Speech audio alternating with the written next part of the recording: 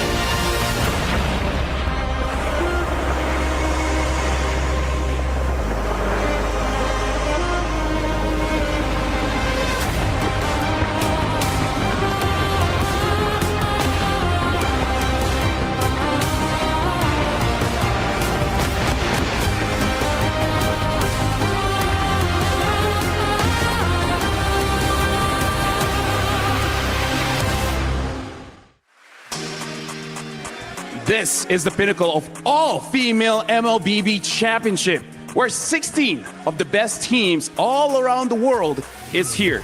Now, they're still here, but this is day number 2. Some teams will qualify to the knockout stage, and some teams will be eliminated.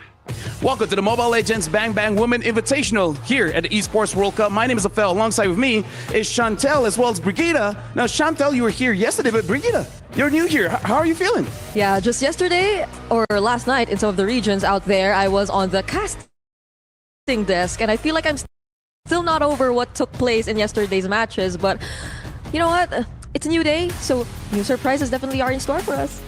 You know, for today, I'm just really excited, and I can't believe that we are already in day 2. I thought that day 1 wasn't gonna finish because we have long games for some, but we also have shorter games. But at the same time, we get to see more about the teams, and hopefully also today.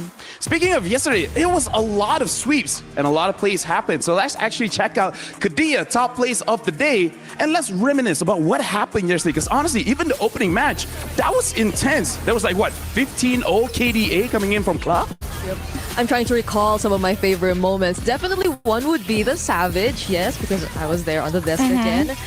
Probably another one would be the Estes Melissa shown to us by Team Falcons. That happened in Stream B, by the way, and that was 2 consecutive games of them being able to use the Estes Melissa. I think for me, the best moment is we're in. Some of the teams are already at the lead, and then all of a sudden, it's the other team winning the game. Yeah. So I kind of feel like for the teams, they are really prepared. Day 1 was crazy. Yeah, the draft was crazy. We even saw some of the backstars being open. Uranus even, and a lot of Zetians. I mean, I gotta say, a lot of records were broken, but we're going to talk about that just a little bit later. Now, that's day number 1. It's a good opener just to have a rough understanding of where each team really stands. But again, today we're going to see some teams going to the knockout stage and some teams getting eliminated. So I kind of feel like day number 2, this is where we start to really start the competition, where things are starting to get more intense. Things are starting to get more real. I agree. Yesterday, it's been a day of, again, 2 streams, 4 matches per stream, and you get to see at least a glimpse of the meta coming in from all the different regions. Yeah, and now we're going to check out the Sony top reactions, where we see our ladies here, how they reacted after their victory. Some really celebrated. Some just like, you know, it's just another Tuesday. Yeah, I think some of the, for the more dominant regions, I feel like they are the team we're in. They're just okay on to the next game. But for the newer ones, yes. Like for example for Onyx Perky, they're just really more on the exciting type of reaction. We're just really happy that we get to show our performance or our strength in this league. Yeah, and definitely there have been some, I guess, a little more frustrated reactions and emotions. Yeah. But I guess that's the nature of competition. Yeah, I heard Stream B has a lot of reactions like that, that some even shed tears. But again, like, this is just one of those tournaments. This is everyone prepared an entire year for the MWI here at the Esports World Cup, and losing on day number 1 after a year's worth of effort. even I would be frustrated. Yeah, and it's not the same before as before, right? We are doing a best of threes.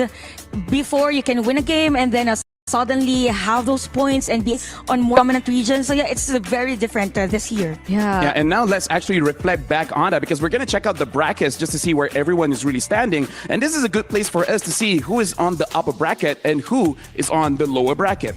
All right, this is gonna be Group A, where Team Vitality showed us a very dominant performance yesterday, as expected from the Indonesian region. So they'll be heading into the upper bracket finals against Team Falcons later on. But for the lower bracket, it's been very unfortunate. I believe they showed us some close matches against both Team Falcons and Team Vitality to some extent.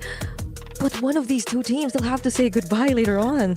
Yeah, I think for Twos and Minds here, they really need to adjust since it's already their lower bracket. And for our Group B, we covered this yesterday on Stream A. We have Team Liquid winning up against Title Legends Gaming with a 2-0. I think that game went somehow long. We have 17 minutes and 45 seconds for that game number 2. Navi MY winning against Gaming Gladiators. I think the draft here was kind of controversial. A lot of, we could say, pocket picks for Gaming Gladiators. So we will see them at the lower bracket, Title Legends Gaming and Gaming Gladiators. But for our qualification match, it is Philippines versus Malaysia, as we have Team Liquid and Navi MY. I gotta say, Group B looks very exciting, both on the upper bracket as well as the lower bracket. But now we gotta move on to Group C, where Navi PH, the players, they won last year. We want to see if they can do it again this year. They'll be going up against Terra Queens, and then a lower bracket. This is the elimination match. It's going to be CFU Gaming going up against Virtuous Pro, where we saw CFU Gaming playing on Stream A yesterday. And I kind of feel like everyone understands that this is a very strong team, but somehow yesterday, maybe the pressure got to them. They started playing not like themselves. Yeah, it felt a little questionable a lot of times when we saw CFU Gaming, which is, again, another surprising thing to see them here in the lower bracket and as early as day number 2, because I think even in Chantel's power rankings yesterday, CFU Gaming was right there. And right here is the last group, Group D.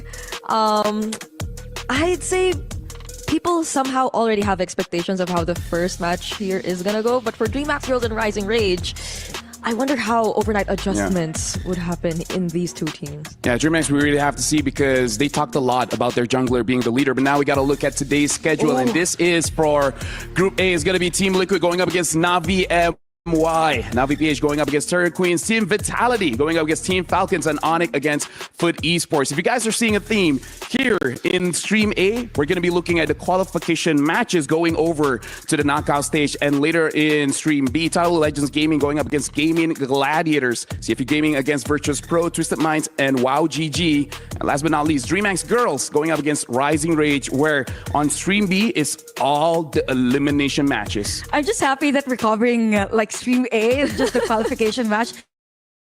But right after we saw the schedule today, and this is where it dwells in me that we are saying goodbye to some of the teams today. Sadly, though, but it's part of the competition. Yeah, this is exactly why. Hopefully, even though their matches just took place yesterday, they've learned a lot. They were able to regroup and talk about what they needed to address, because I feel like day number 1 was already enough to point out a lot of these things. Like they're so straightforward, I feel, even for some of the teams. You get to see exactly what they need to fix, but whether or not they're able to do that overnight is a completely different story. Well, with 8 matches happening today, both in Stream A as well as Stream B, I'm pretty sure it's going to be difficult to actually start on one match, but actually let's look at Saudi National Bank match of the day, where we can see this is going to be the focus. This is the match that everyone wants to see, and it's going to be Navi MY going against Team Liquid.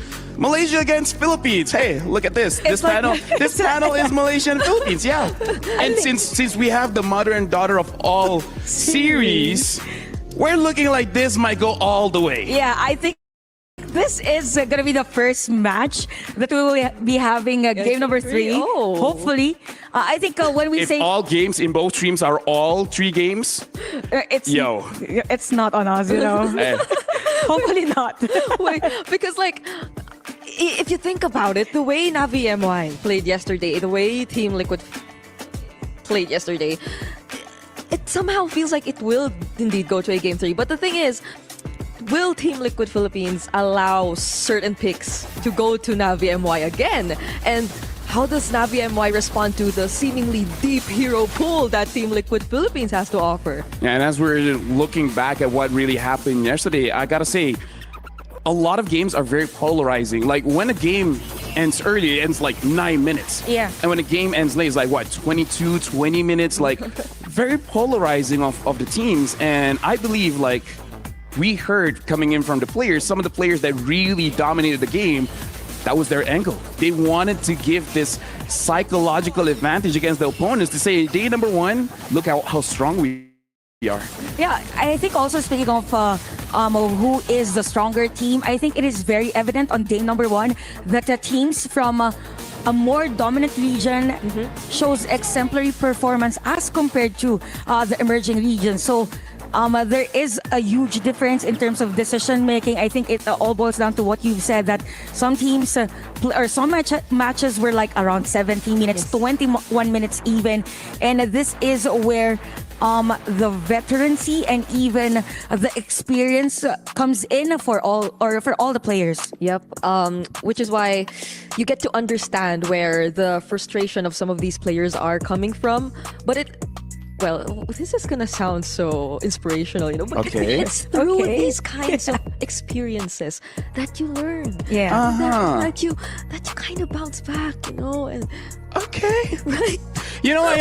Okay, I'm gonna skip over that because right now we gotta see what the panel is really thinking because we already did our power ranking. Now let's look at Brigida's Aramco power ranking just to see what you think. She has the advantage of, I feel like for me and Chantel, some of our power rankings didn't really turn out the way we wanted. But let's check out Brigida's and Oh wow. Twisted Mind. Now that's new. Yeah. I wanted to put in something different. Okay, okay, but You want to explain. twist their minds. Explain. Because I already saw your power rankings. But yeah, for me, definitely I would be putting Navi PH on top. Of course. The players are indeed the defending champions Yes, of yes, last of year. course, of course, sure, Of yeah. course.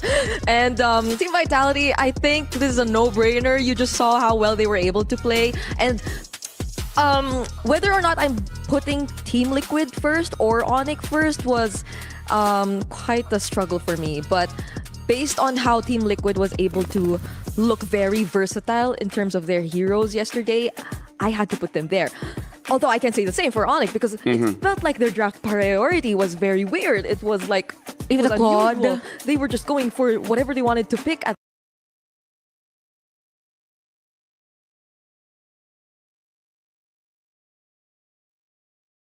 time, but they still make it work. So I was just like, what was the okay? Put here, put here, put here, Same put here. goes for me, by the way. We didn't put it in order. She's really trying hard yeah. here. really? Yeah.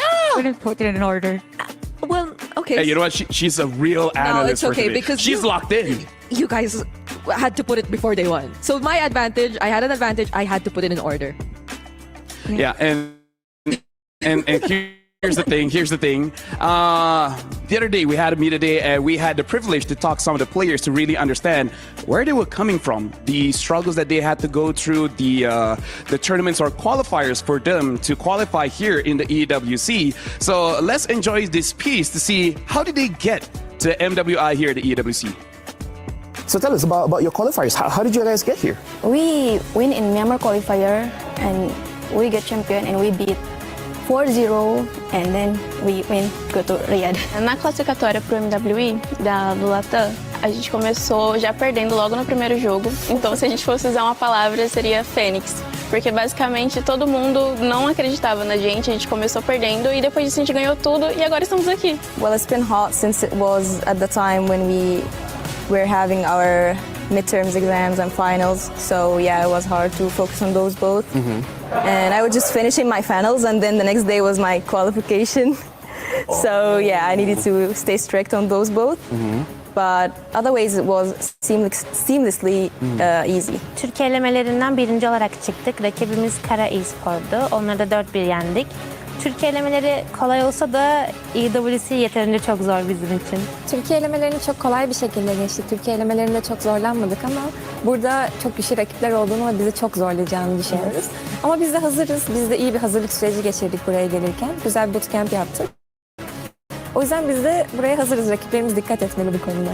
我们是从中国赛区的选拔赛来打上这个 MWI 的名额的，对，就是先从小组赛晋级到线下的一个决赛，然后和 C 塔对阵，然后我们2-0赢下 C 塔之后就是拿到这个席位。 So yes, guys, that was TLG. So we're so excited to see them on the battlefield, and let's all support our ladies here for MWI 2025. And there you go. We see very different stories. Some had an easy route in the qualifiers, but they understand that here is where the real challenge happens. Some lost the first game and then eventually came back. But yeah, like we heard all these stories, and now this is the real challenge. This is MWI. This is where the best of the best are. I think the best attitudes that the ladies have during the interview was they are aware that in terms of the MWI, things will be more like competitive. So I think they're really prepared coming to the tournament. It's just that it's nice that we have qualifiers for other regions. Now we even have the Melcom qualifier. So it means that these regions are progressing. Can be slow, but still there's progress in the regions. Yeah, and you see the other factors too, and how dedicated they are to actually making it past these qualifiers. Some had their midterms, they were going through their academics, but they had to also divide their time and manage it well so they could practice in preparation for all the upcoming tournaments. So really, the mental preparation definitely is there. So hopefully this time around, they don't hold back. Yeah, and as everyone can see here at the panel, we have a lot to discuss, especially with the matches for today. But before we even start our matches, let's actually see back the players, the ladies. Let's see some hero shots. Let's get hyped for today.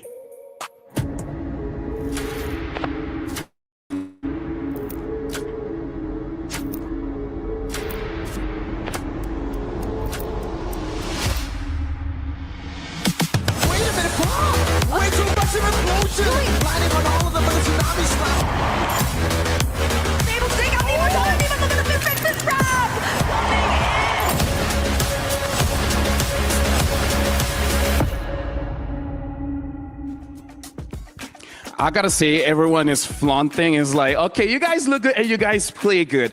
And looking at all the players coming in from yesterday, again, we saw a lot of different emotions. And I feel like, who do you guys think is really the more pressured here today? Because even in the qualifying to the knockouts, is it really the favorites that are feeling more relaxed, or the challengers feeling more relaxed? I think it's the favorites that are more relaxed. I could see a lot of pressure from other teams. Probably because they prepared very long, that the outcomes that they want isn't showing in the results. I have to agree, especially with the teams who people had a lot of expectations towards. One is, again, CFU Gaming for me. That's a personal pick. No one probably expected them to drop down to the lower bracket as early as they were. Yeah, now we're seeing the teams leaving their hotels. So it means that they'll be coming soon in the venue itself, because we got 4 amazing matches for today. And having both you ladies here, I'm really expecting to be here up until like, I don't know, 9 hours for today. It might be a 12-hour day. Who knows? You know what? There's a day actually that from day 1 we went straight to day 2. Let's hope not. I hope you're prepared for that. I want to go to sleep, eventually. But anyways, as we see the players leaving the hotel, I saw both Gaming Gladiators as well as TLG, and they're just side by side, and they're going to be playing each other later in an elimination match. That must be very intimidating for both of them. It's kind of like, don't look disturbed, don't look stressed, don't look nervous, just be like, oh, we're okay. Yeah, because like I feel for some of the players, it might just be their first time meeting each other too.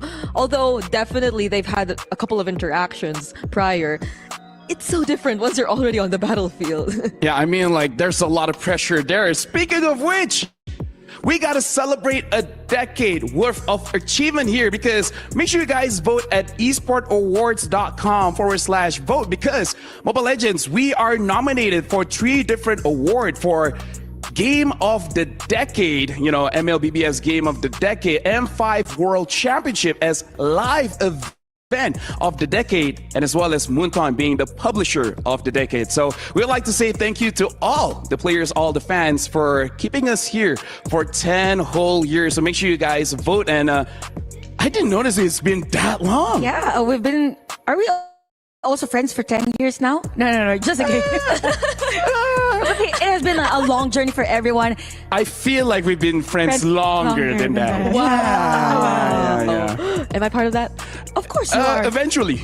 But the jokes aside, it's really nice to see that we have the esports awards. So it means that the esports industry is acknowledged.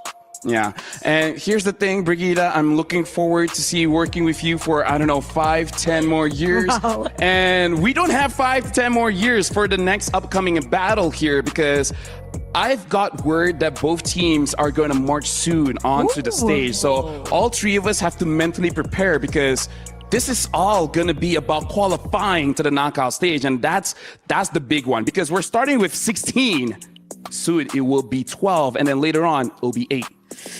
4 teams, right? We're saying goodbye to 4 teams, and those are all happening in stream. I wonder how the casters in stream be are there right now. I mean, here's the thing. Let's set things up a bit as well, because we got to talk about a topic of the day, because we broke records on day number 1, right? Day number 1, we already had the fastest game win almost ever. 9 minutes and 39 seconds. That's fast. Yeah, and it's just day 1. What we can expect shorter games into the upcoming days. I mean, the teams could already adjust. So 9 minutes and 39 as compared to 10 minutes and 34 seconds is very different. Yeah, and I also saw a difference in unique hero picks from 49 to 41. It does seem like this meta is a little bit more open, Brigida. Yep.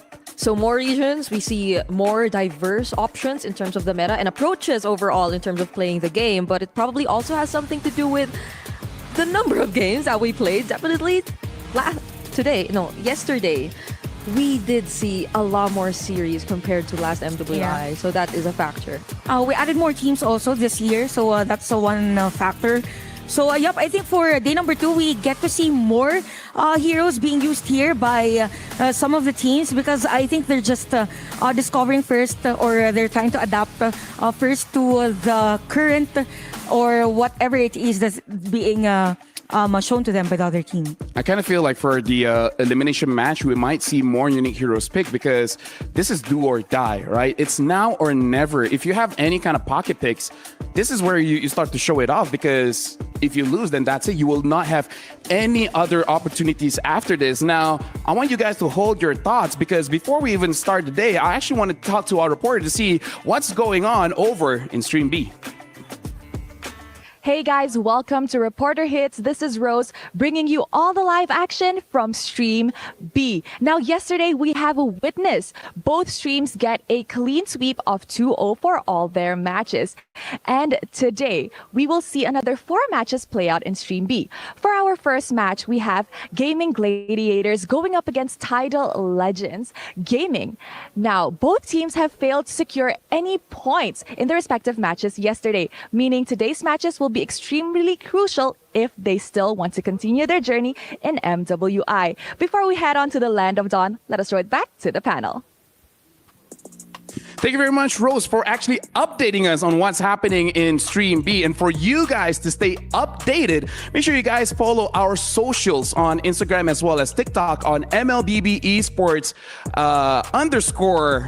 _women, to make sure that you guys are always up to date, because I get it. 16 teams, 2 streams, 8 games, 8 matches for today. It's going to be very difficult, but yeah, make sure you guys follow the socials. And I'm pretty sure both of you guys are getting excited. Both of you guys are getting ready, because now we're about to invite both teams. Starting off today is going to be Team Liquid as well as Navi MY to actually get onto the stage. As you guys can see here, we're already starting up. We're already hyping up and the stage is ready. You see the countdown, 30 seconds coming in. I'm on stage, so that's very exciting. So I hope both ladies, both teams are ready, because this match is for qualifying over to the knockout stage, one step closer to becoming the champions, the queens of MLBB here at MWI in EWC. So let's throw it over to the stage for both teams.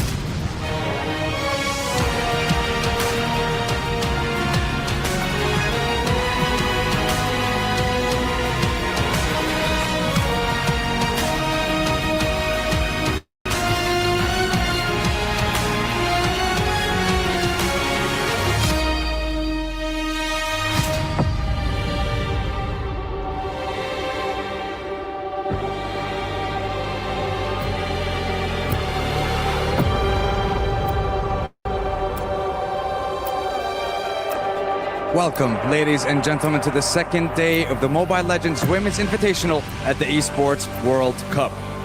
Day one, we saw dominant performances across the board, 2-0 results across both streams. But today is when things get serious. Stream A will witness qualification and elation for the teams as they make it into the knockout stage. And Stream B will witness elimination from the competition. So the question for today would be, who will rise above and head on over to the knockout stages, and who will be crushed? Not just their hopes and dreams, but of course their keys, signifying the tournament life. Here in Riyadh, Saudi Arabia, the sands of time waits for no man, and of course women in this situation. At the end of today, we will find out who will continue their tournament life to become on their way to be queens of Mobile Legends Bang Bang for MWI 2025. And with that, let's continue on their journey to become limitless here at MWI 2025 Day 2, starting off with the cavalry. Presenting to you, Philippines representatives, Team Liquid.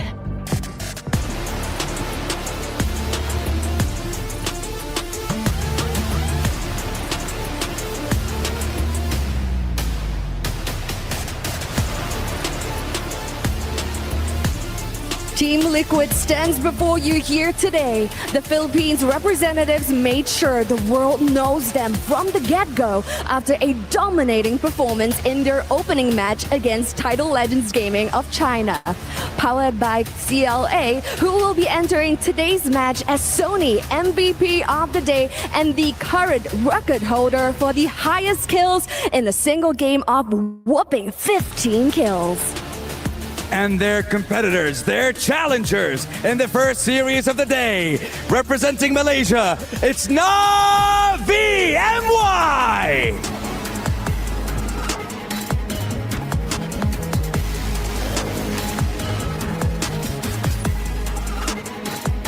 Navi MY brought the fire on day one. Sharp rotations and fearless engages. And a 2-0 that left no room for doubt. And now they stand one series away from locking their spot in the knockout stage and continuing their journey in MWI 2025.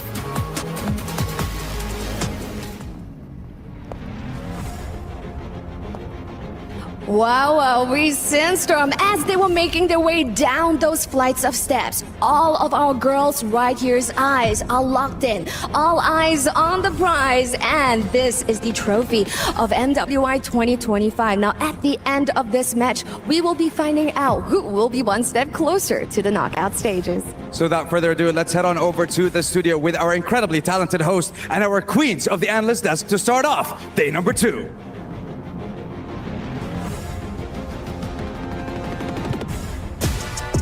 Wow, wow, wee, wow. Thank you very much, Sandstorm, as well as Cheryl. And looking at both female teams, they look intense. They look ready. They got that aura.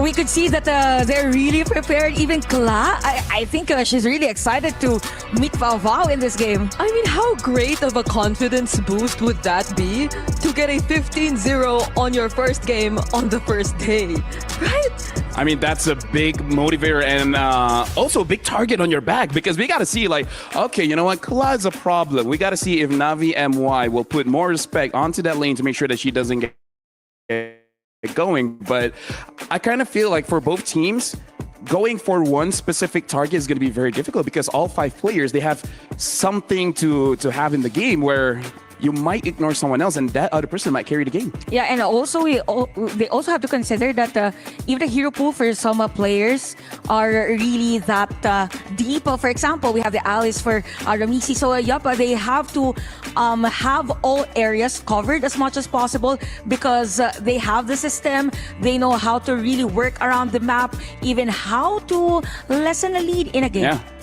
I like that you talk about Team Liquid, because now we're going to check out their roster, because we really got to start talking about it. Like, what are their advantages coming into this match? Because again, looking back, when they came in, even though they came from the Philippines, not a lot of people had so much confidence in them. But hey, day number 1, they showed up.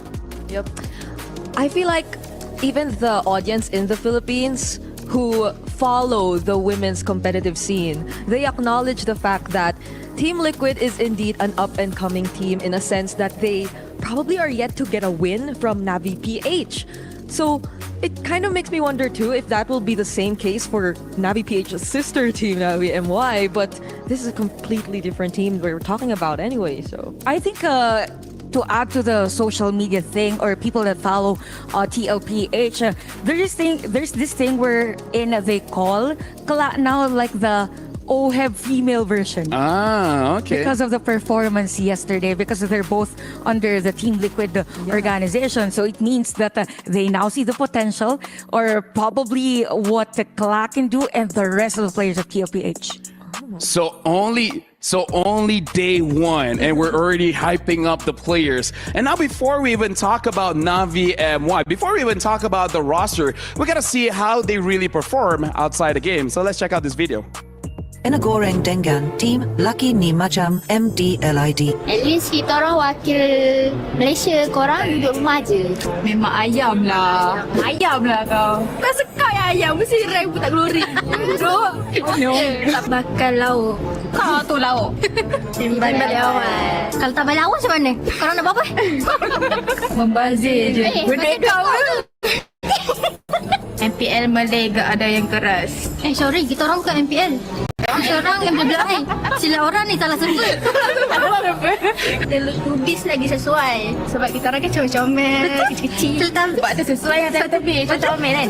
Tahu tak? Confirm kalah. InsyaAllah kita orang akan do our best, dan kita orang takkan mengecewakan rakyat Malaysia. Already committed as a 3-man stun. Shaw hit the mark right on Gaming Gladiators, pulling on. Kita orang dah buktikan dah hari ni kita orang bukan lauk sebenarnya. So kita orang dah melaukkan GG. Tak buat apa-apa dah menang lah. 5 members of Navi MY rush down the crystal of GG. Up against 2. Bagi saya lah, pool kita orang lagi besar, kita orang punya layout lagi mantap. Ya, kita orang confident sebab kita orang dah pernah kalahkan dia orang. InsyaAllah, I'm confident 100% with my team. So there we see them reading some hate comments, but I don't know, it's Southeast Asia things. It's normal. It's normal. But now we're actually looking at rising above, because in the previous MSC tournament, Fafao actually had the most kills in a single game with 12 kills on the Roger. But day number 1, game number 1, Kla topped that with 15 kills on that Granger.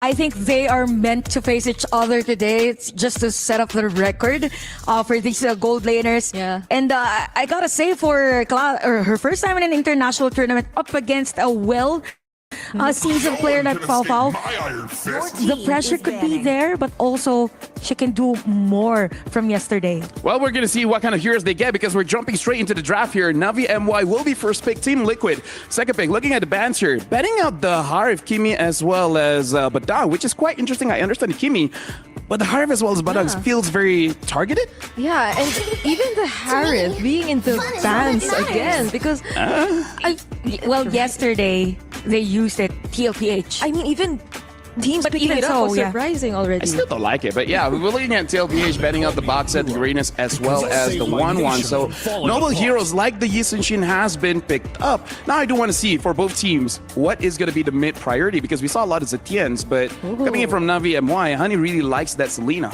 Yeah, so I'm wondering if it will be indeed an option later on, especially as they're going for a YSS.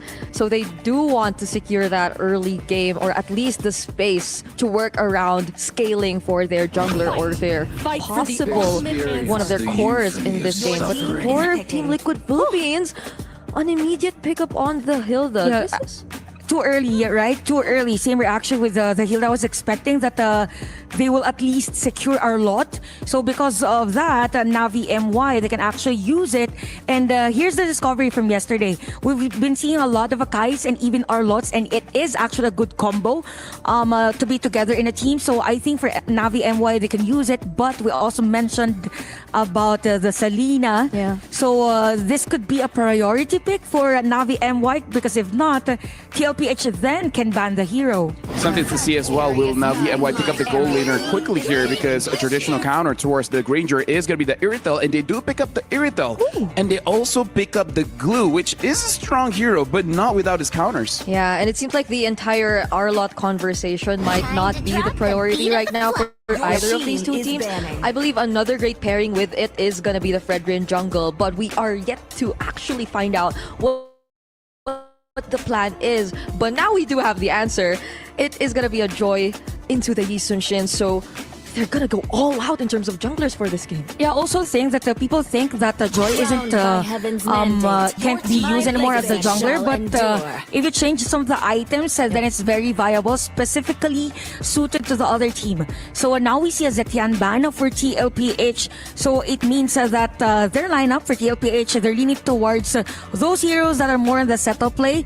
So they don't want any hero that has the potential to actually stop or even slow them down during the process. Yeah, and this is another interesting thing because usually the mid laners immediately show up in the draft, but it seems like they're kind of saving it for later. So again, the Selena option for Hani, it's still out there, but there's a Farsa too, which could be picked up here by Team Liquid considering that they banned out the Zetian.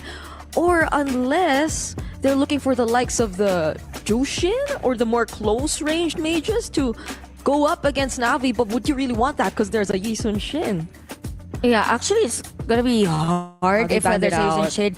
Farsa has been banned for this game. I think the story of the mages here is gonna be the ending part because when we saw the clip, right, they said that our pool is bigger. Yeah. I think this is where the story will change for Navi MY, knowing that we have. Yes, we have a lot of heroes for Pulse 4 or for Mage as an option, but as long as the mid lane is winning, then it would be an edge already for the other team. Yeah, but I wonder how likely is it for Team Liquid to be the ones to deny the Selena though? Because we're looking at a Matilda ban here as well, which does mean that, I mean, looking at both Joy as well as Granger, we do see that they are going for a more burst comp. Now, the thing that I'm looking out for is actually the Kalia, because this is an opportunity for Team Liquid to have some kind of catcher, because I kind of feel like they have the damage. They just need someone to set up. Yeah, there isn't any crowd control just yet showing for Team Liquid. Ooh, the farm is banned though. How likely is it that we get to see another Lu Yi in play for Navi since they're lacking their mid laner? But so is we haven't seen a lot of Lu Yi actually. after the patch Yeah, change. Yeah. Even in rank, people were like, yeah, no, I don't like this anymore. Or maybe their roamer, because Navi doesn't have their roamer just yet. So that could be another thing Team Liquid has to consider. But they okay, Jushin. So yesterday, I think for Navi MY, they got Kaleo together with the Irithel. So although if they take the Kaleo, it means that they should get a mage that is more on the burst. Yeah. Because if you have two scaling heroes and then more on the support XP lane, then it's not advisable to get the Kaleo. Yeah, right now, honestly, looking at the draft for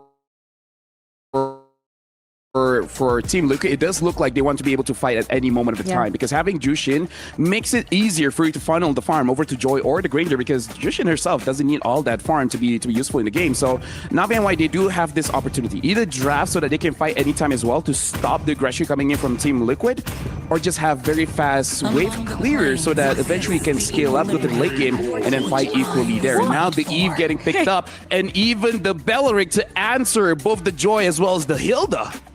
But if the Jushin pulls the Belleric towards them, then that could be disastrous for Team Liquid. And that's the thing, the Lanterns, they just constantly trigger the passive for Belleric.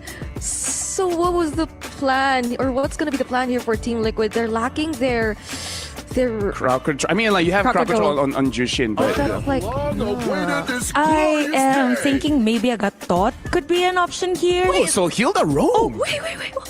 Okay, so Hilda is going roam, and now Lapu is going to the EXP. Well, what do you think about this, Chantel? Actually, for this one, I think for TLPH, it's kind of hard to dive against Belleric and even Eve, specifically if you are a Lapu. But it seems like they wanna go and just I understand you, and now we gotta throw it over to our casters to start game number 1 of MWI. And we're now up for the second day. It's going to be on to the qualifying stage through the knockouts. Upper bracket here, Mirko and Athena for the game 1, match number 1 for the day 2. Wow, just wow. Athena, the panel have been talking about, breaking records, new heroes, savages all throughout day number 1. Yeah. We get a big gift here too. Day number 2, Belleric showing up. An old counter to the Joy that we saw in M6. Welcome to the Land of Dawn. Let's get right into game number 1. And with that, it's going to be Papao and Kala on the gold lane. The former title holder for most kills in a single game. She could try and get the title back just along with this game on number 1. But let's see if there will be records broken yet again today. But looking forward here, basing onto the draft, this is not something that we see every day, especially with this Belleric for Remon. Yeah, it's definitely an unorthodox draft coming in, unorthodox pick with the Belleric here for Remon. But yeah, the rivalry is still within that goal lane. Pop out last time, 12 kills, remember, but man, it was shattered by Kla on a pick that we saw yesterday. The Granger again for Kla, so it's a comfort pick. Though, we gotta talk about this matchup because in day number 1, I think every time we see the Irithel, we see most people just stay away from the Granger. Again, trying to avoid that counter matchup. You just tend to somehow pick the safer route, if ever. But looking at the emblem builds as well, more so we are focusing on the gold to gold here with a Quantum Charge and of course a Pure Rage here for Kla. Yeah, for Fafao, it's also the Master Assassin, so really trying to capitalize on that winning matchup here to get the better of Kla. But so far, we got a recall battle. Okay. There's Soju flexing, sleeping as well on Remon. We see you. And Soju and Remon here will just play a very big role.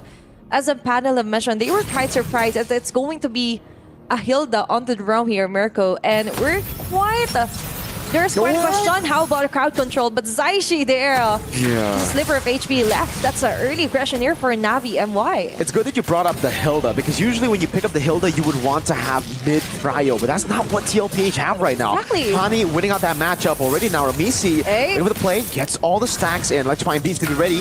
Remon walks up, shot pops into Slam, and it's going to be Rito wins in the victory battle. RWM to zone him in the back now as Ramisi's going to be caught, but still has the dashes to get herself away. Now the Lantern Flare from Zaishi.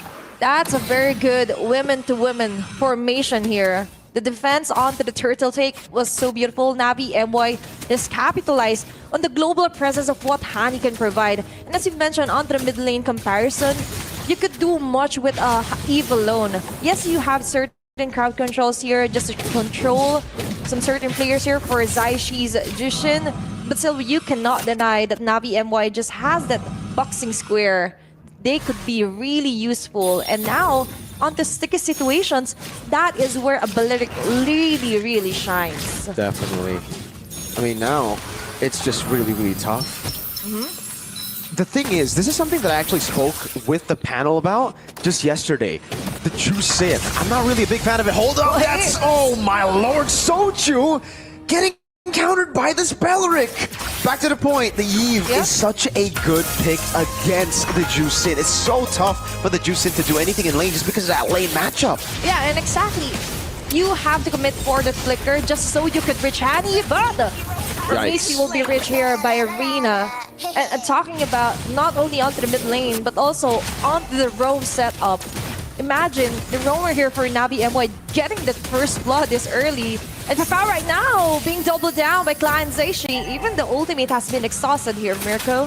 At least they're able to find pressure elsewhere in the map, right? They're losing out in that mid lane battle. They're losing out in the invades because of Redmond just constantly holding her ground with the Wrath of the Triad. Soju is going to be harder and harder to get in. But Sha, again, yo, Navi Malaysia are doing so well at just pressuring and invading, giving space for Arena to constantly invade. Now already a level ahead of Ramisi. And their confidence is really reflecting on their game, according to the pre-game interview, right? Yep.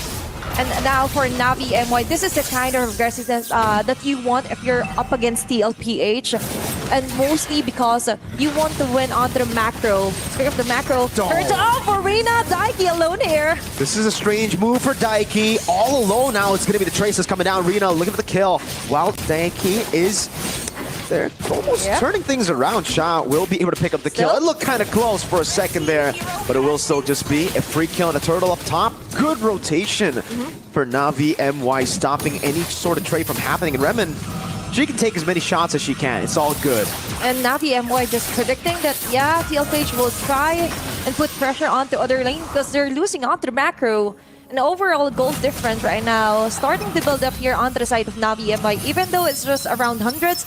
But still, a lead is a lead. And taking a closer look here onto the plan for Daiki, I do agree that that was somewhat questionable. She didn't have to somewhat contest that one alone onto 3 members, but maybe sort of a decoy just so TLPH could get some pickups. And so far, 5 minutes into the game, still 3-0 standing here onto the goal score. We've always been highlighting TLPH as a team that just does so well with macro, but so far, it does seem like they are being out macro. Navi Malaysia have just been one step ahead everywhere on the map. Good damage on Soju. Wow. Motion her back, rather try it. His pop was able to pop in a spin and a heavy combo! With a shot onto Ramisi. Zaishi gets the trade, but it's a jungle for gold. Ramisi is the one you kind of want to have alive right now. Rena's capitalizing so hard on this. And TLPH is just bleeding hard right now. You've mentioned we're not really that sure if they're going to be in the situation like this, but it's early into the tournament, like it's just day number 2, your second match, and Navi MY finally found a weakness of TLPH.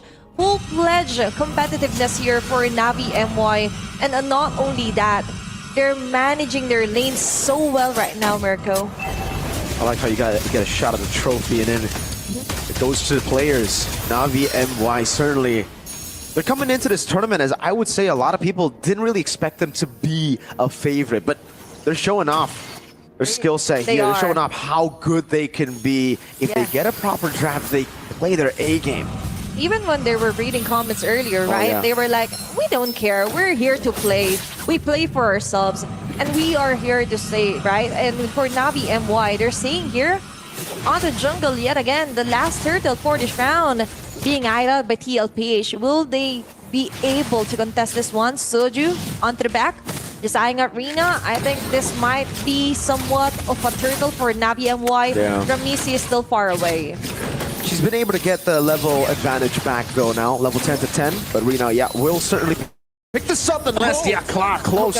Or that's another. That's going to be a solid real room equation as well. Daiki pops in to break the spider. Remen, Remen play after a try and locks her down. Remen picks up the kill. Sha in the back. Just going for the slam, spread, but that's about it as Ramisi clears up top again. We thought that Clad could actually go and steal off the turtle, but remember there's still the record here for Navi MY. Plus, I like the fact that the Sha just targets Clad on the backside, just totally dominating her, zoning her out, and that's the kind of XP, or that's the kind of glue that you would want against a Granger that you know was the Sony MVP for yesterday's matches. But now for TLPH, they're really struggling. But one thing is for sure, Ramisi is doing a great job onto closing off the gaps, as you mentioned, onto the level. And of course, she really capitalizes onto the items as well. And now onto the bottom side, we could see some pressure happening right now.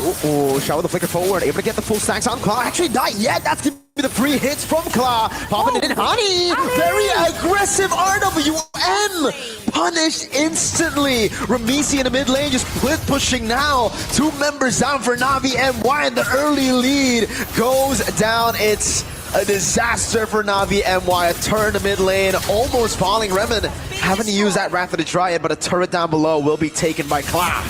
That is exactly the position that you want if you're TLPH, closing off the space between Kla and Hani. And now, once they've got that opening, all they have to do is open it wider. And even onto the top lane, TLPH finally got the groove and tempo back, eliminating all of the outer turrets. Now targeted in the mid lane. Bullets being thrown out here. 5 members of Navi MY defensive here on the mid lane. And this is the macro we were expecting at the early game. Good spot by Hani there. Spots on Ramisi. He's going to have to be way more clinical, Athena. Yeah. Like, Hani's real world revelation in front like that was, honestly, it was quite Team Liquid literally just capitalized on that. And I really think it's also just the forced errors. Yeah, Liquid have been split pushing so well. I do agree with you. That wasn't a situation that Hani should have used the RWM as you mentioned.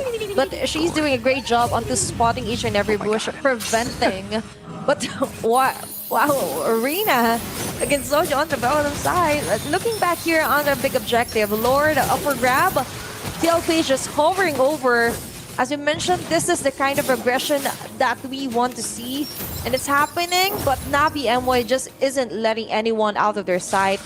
Each and every bush checked out. Soju might be chased down, but on the back lane, Kla delivering that much damage onto the Balearic Remond. Double Death Sonata. A big weakness of the Balearic is the fact that you are just so easy to cut away against Kla. Death Sonata with the Rhapsodies coming down, but look at Fafao. Heavy crossbow coming down. Kla able to get away. Taiki, Bravest Fighter. A bit too early on, and that is a big resource that Navi Malaysia now have baited out from Liquid. That's going to be a big shot goal here for Navi MY, and as you mentioned! Dive to the back, that's Daichi taken down. Now Taiki as well without the Bravest Fighter. Oh, no. Soju looking for the kill on Hani, but Remen's right there with Revitalize. Kla zoned away, and now it is up to Ramisi to pull off a miracle steal. Rina popped in a Mountain Shocker, throws out the stun. Fafao going to the bushes, trying to read things out. Ramisi taking very low. Ramisi looking for the stacks, won't be able to get the full stacks on it. Not even the Electrifying as Fafao takes her down. That's a free Lord to Rina, unless Kla, will not be able to get close enough. Soju tries to fight, but ends up getting beat down inside of enemy territory. One last shot should be enough. Soju's buying just a bit more time, but she will fall to Fafao. But still, that was a terrific job for Navi MY. Even with Fafao just going on the bush, on the bottom side, just checking out Ramisi. We thought that she could go for the turtle, Lord rather, but still we cannot deny how much of an advantage you have with a glue, just zoning out Kla, and without Kla, there just isn't enough damage here for TLPH. And as we mentioned, very crucial mistake too for Daiki as well with the Bravest Fighter not landing any of it onto the members of Navi MY. Now, the tide has turned into the favor of Navi MY, but what's interesting though is that the goal lead just isn't growing that much. So close yet for TLPH, but now Lord will be marching onto the top lane, destroying the inner turret onto the top. Sha and Gremlin onto the front line, just doing enough to sustain, just so they can zone out and corner out TLPH here. Despite the Lord, despite the winning team fight, TLPH really playing to their identity. That macro game still strong for them. The goal lead, like you mentioned, Athena, isn't really that big now. Team Liquid are actually keeping their losses at the minimum. And it's due to the screening of Soju. Soju's been able to open up the map so well for Ramisi to constantly stay in the side lanes. They know where every member is from Navi Malaysia. And I guess if we're talking about improvements, that's what Navi Malaysia needs to improve on, right? How they can hide away from these screening heroes to stop the threat of a split push. And the great thing about TLPH, even though they don't land most of the crowd controls or clashes into their favor, but looking at the items closer, you already have a BOD here for Kla. They just need one good position for her, even for Ramisi to land those bullets. Meanwhile, for Navi MY, this is a sticky situation now. And with that, you have to be really careful on who to target here for TLPH. They could just go and lead on with Daiki uses her ultimate and that's it. That could be the shot call here for Navi MY. And so far, and Ramisi is doing a great job onto leveling up the advantage here for the jungle to jungle comparison. It should have been a whole lot more for Rina, that advantage, but right now Ramisi constantly shoving in waves in the bottom lane, other side far lanes, has given her, yeah, you can see that, way more gold distribution from minions. Whoa, Redmond baited out, Wrath of the Dryad gone. Yeah, that's where you can see it, the jungle creeps and the minions. She's been able to get so much more compared to Rina, who's really just been, you know, more active, I would say, around team fights. Getting 1 kill, 5 assists. That's a big bot as well picked up as Kla goes on to poke Sha down. And for Ramisi, as you mentioned, she's doing a great job onto trying to figure out a plan B, taking them out on the sickest situation here for TLPH. And looking at the goal difference, still hundreds here in favor of Navi MY. What we cannot deny, the TLPH just needs 1 clash into their favor, and that's it. Very crucial for Daiki to land those Bravest Fighter ultimate, but conceal play. Who are they going to target? TLPH was ready. No one was targeted. No one will be isolated. Soju yet again opening up the map, just giving more info before they try and dance with the Lord. It's going to be the second Lord of the round. Papao, good hiding spot, by the way. Great flanking position there. If Liquid decides to go for this and not check the bushes, which is going to be kind of wild though, because Soju, oh no, she's going to go for the aggressive route. Fafao on the back with a heavy crossbow already. The damage! 3-man immobilization from Sha. Oh, Daiki! What a dodge from the Bravest Fighter. Daiki unable to land the stun, and it is all Navi Malaysia. No Daiki, no Saichi in the mid lane. Slam the spread lands on Kla. Luckily for her, it won't be the mount on. Ramisi sold away. Rina gets a free Lord yet again for Navi Malaysia. The 3-woman mobilization miracle was just beautiful. I wish we could see an instant replay on that clash. Definitely Navi MY. With 1 clash now, the goal lead is slowly picking up the pace, and as we requested, thank you so much for the instant replay. We can definitely see on how Sha capitalized on the space and members just close by here for DLPH, plus Hani with the RWM. Ramisi and Kla can do nothing but stare back, especially onto what Navi MY did there. That was full on macro and micro play here. Advantage for Navi MY. Lord up top.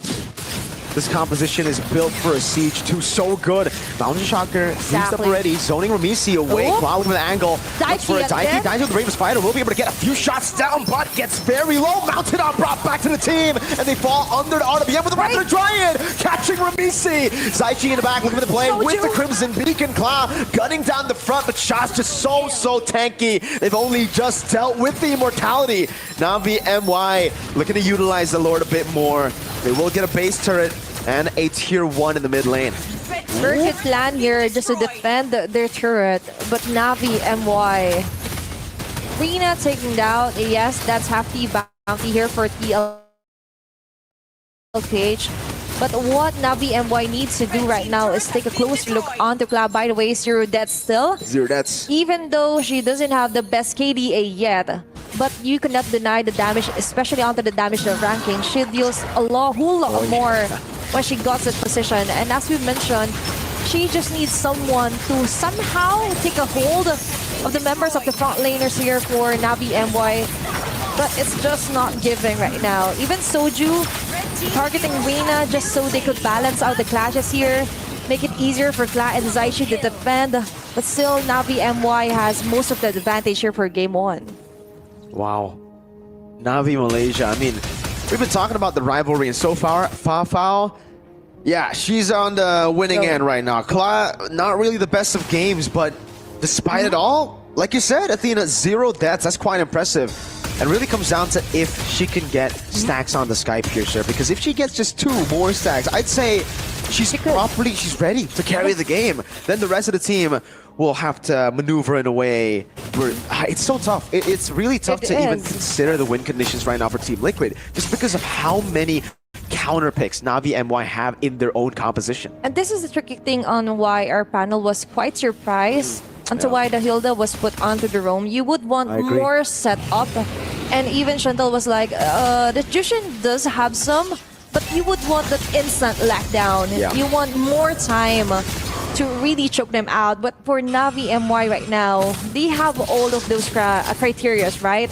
You have the standard here for Redmond, and Fafao, by the way, already has a rose gold meter. So even if Ramisi cuts her off guard, she still has that split second of defense just so she could survive.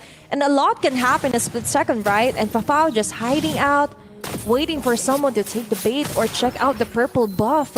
And now the Lord is being danced around by Navi and TLPH. They gotta bait that Raptor Dryad somehow to give an opening for the Joy, for Amisi to look for a play. Arena pops in the mountain, Chakra gets vision of everybody on the map. Patty. Soju still looking for the flank. Fafao in the mid lane, constantly getting the mid prio over. Daiki, he's confused whether she should clear the wave or rotate in. So many things to consider here for TLPH. They also need to take a look on the minion wave. That's all in favor of Navi MY. And now they're forced to somehow retreat back, clear some of the waves incoming onto the top. But right now, onto the jungle, Soju, half-life left. Still immortality here. You have so many bushes around the Lord. But Daiki, will he go for the trade? Will she go for that setup? In the back, Rina's still able to go with the Mountain Chakra. That's going to be Soju mounted on Claw! On Flicker. She's still able to flicker out with the Wind of Nature in the back line as well. Soju tried her best to go for the kill. Daiki has to run away. No Bravest Fighter. That's the CC immunity. Two-man stun. Now in the back with the Bravest Fighter. Still not enough to take him down despite Claw's best efforts to go for the kill. Hani is too clean with it. Pops in the Winter Crown. Stays alive. And now Navi have a whole evolved Lord marching top. Frontliners here for TLPH having the hardest time for game number 1. And so far, even though Soju is doing a great job information, their defense just isn't enough for all the bursts that's coming from Navi MY, and now they're left to defend. Navi MY onto the defense, complete 5-woman setup here if ever. Ultis are also on the spot. Rina back. Claw buys immortality or has immortality, buys him with a crown in time. But no, Claw still falls in the end. That was a stompy stomp if I've ever seen one from the counter picks, from the execution. Navi Malaysia are coming into MWI 2025, guns blazing. That was the kind of dominance that they want to show on their play, on their game. And Navi MY just capitalizing on it early up until the end, right? We saw glimpses of the Malaysian brilliance just last year in MWI with the homegirls. But I think Navi MY this year have taken that to a whole new level. They have literally just beaten a team that most analysts predicted to win this matchup. Most of the time, right? Even on the comments of our live stream, there were doubts onto Navi MY's capabilities, but now another convincing performance onto a day 2 opener. Now you see that they are a heavy competitor. They are another full-fledged powerhouse in the making here. And we're just a second day onto our group stage. I could only imagine what more can they show. Will this be a sweep yet again? Targeting and locking in onto TLPH. Their path right now seems smooth, right? And to break it down for you for that game number 1, let's toss it over onto our panel. LaFell.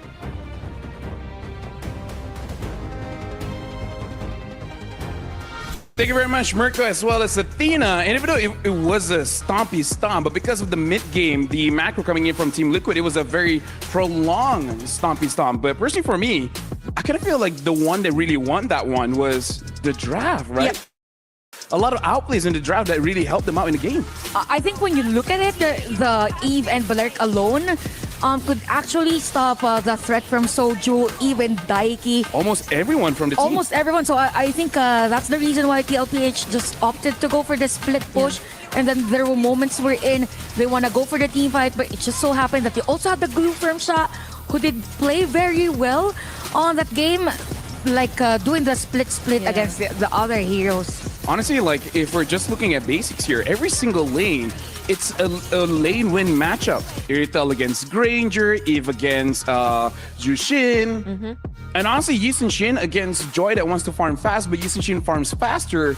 It just feels like they just got a tier above with all the picks. Yeah, and that's probably why I think even for the possible other option of Team Liquid, which was to gain a little bit of control even, there's a Hilda which could potentially be a lot more aggressive. It could scout a bit more. There could be some information here and there, but they can't do that. And the moment they weren't able to get the turtle, I feel like that's where they just accepted their fate to just rely entirely on the macro. I just noticed Raimundo ended the game with 2-0 and 14, and she's the roam.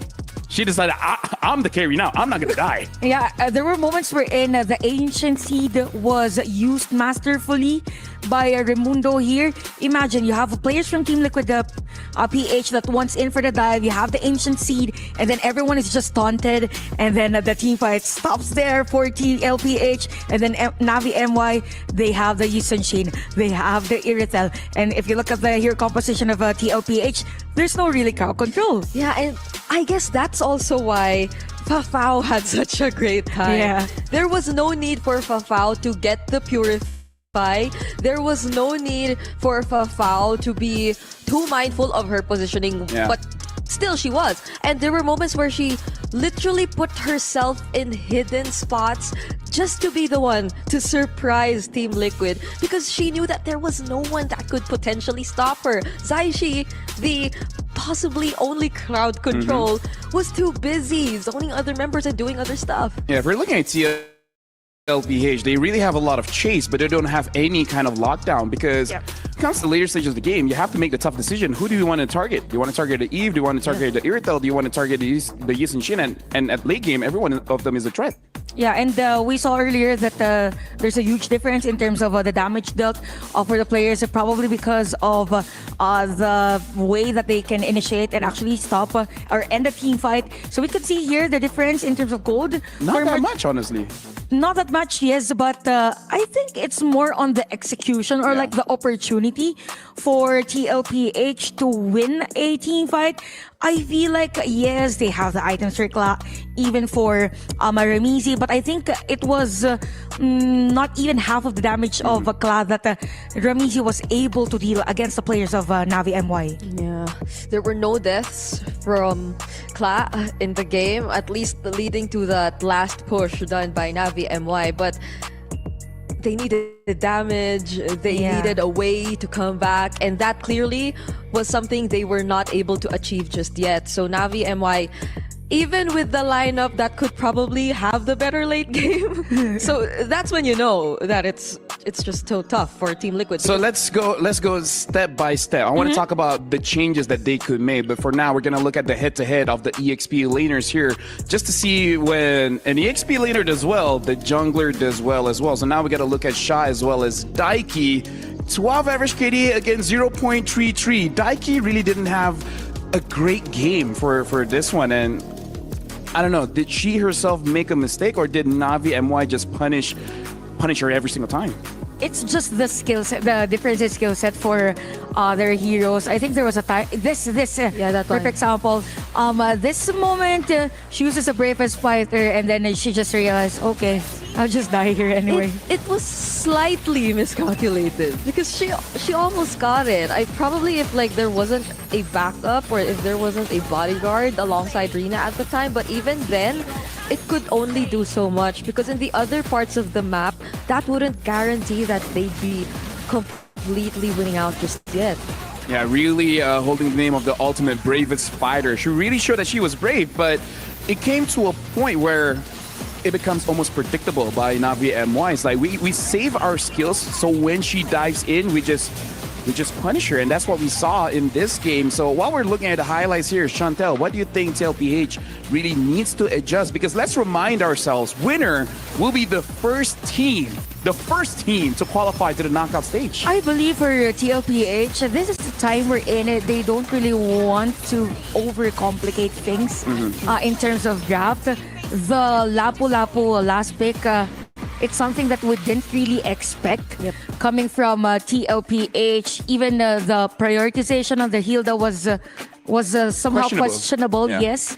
So yeah, it's more on the priority and their sequence of the heroes that they would choose. Yeah, if any, there were some teams who really didn't care about the sequence, but they had plans in mind. They knew what had to be done. That was the time where I believe it was Onyx picking up that lineup, Slowly building up, and then we had so many questions in mind, but heading into the game, we see that they had 4 ruptures. So it was the early they were after all. But this was different because they had no direct answers. They had no clear answers to the numerous problems that we already saw coming from the draft itself.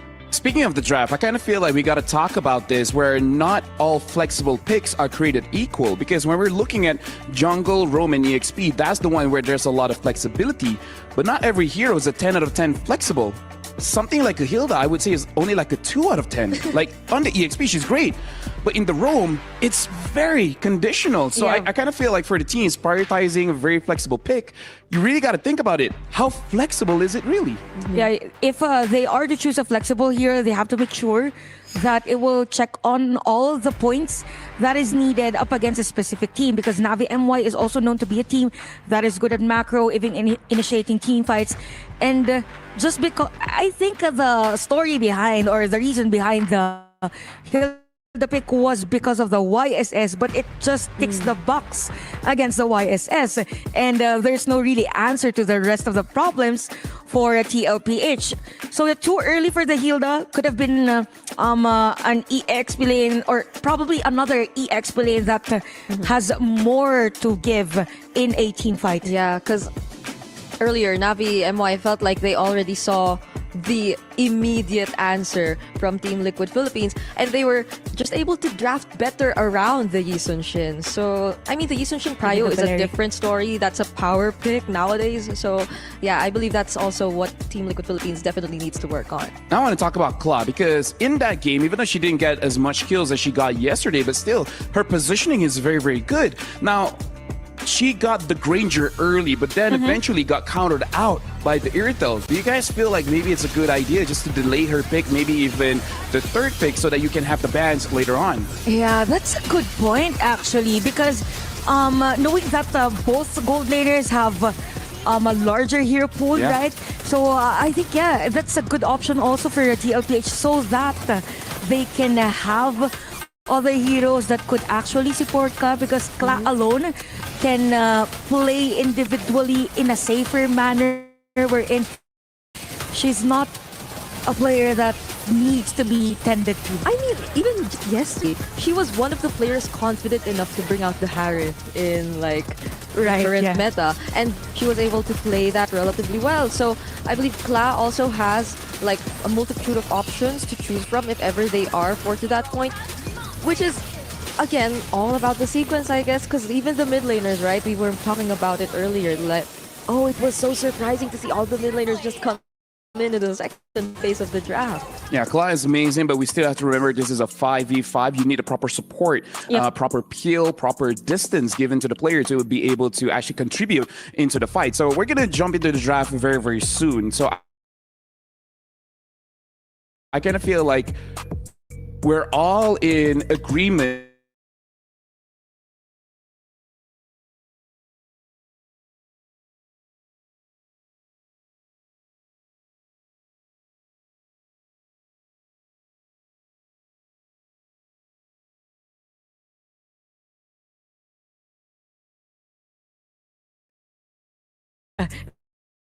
So knowing that this is the threat from Navi MY, I think for Coach Moody, since he's also a coach for MDL that has a lot of like hero global bans, the global bans, right? So I think this is where he could change things up coming to game number 2, or probably change the dynamics even for Kla, because I think they're focusing too much on having Kla as the center of the damage.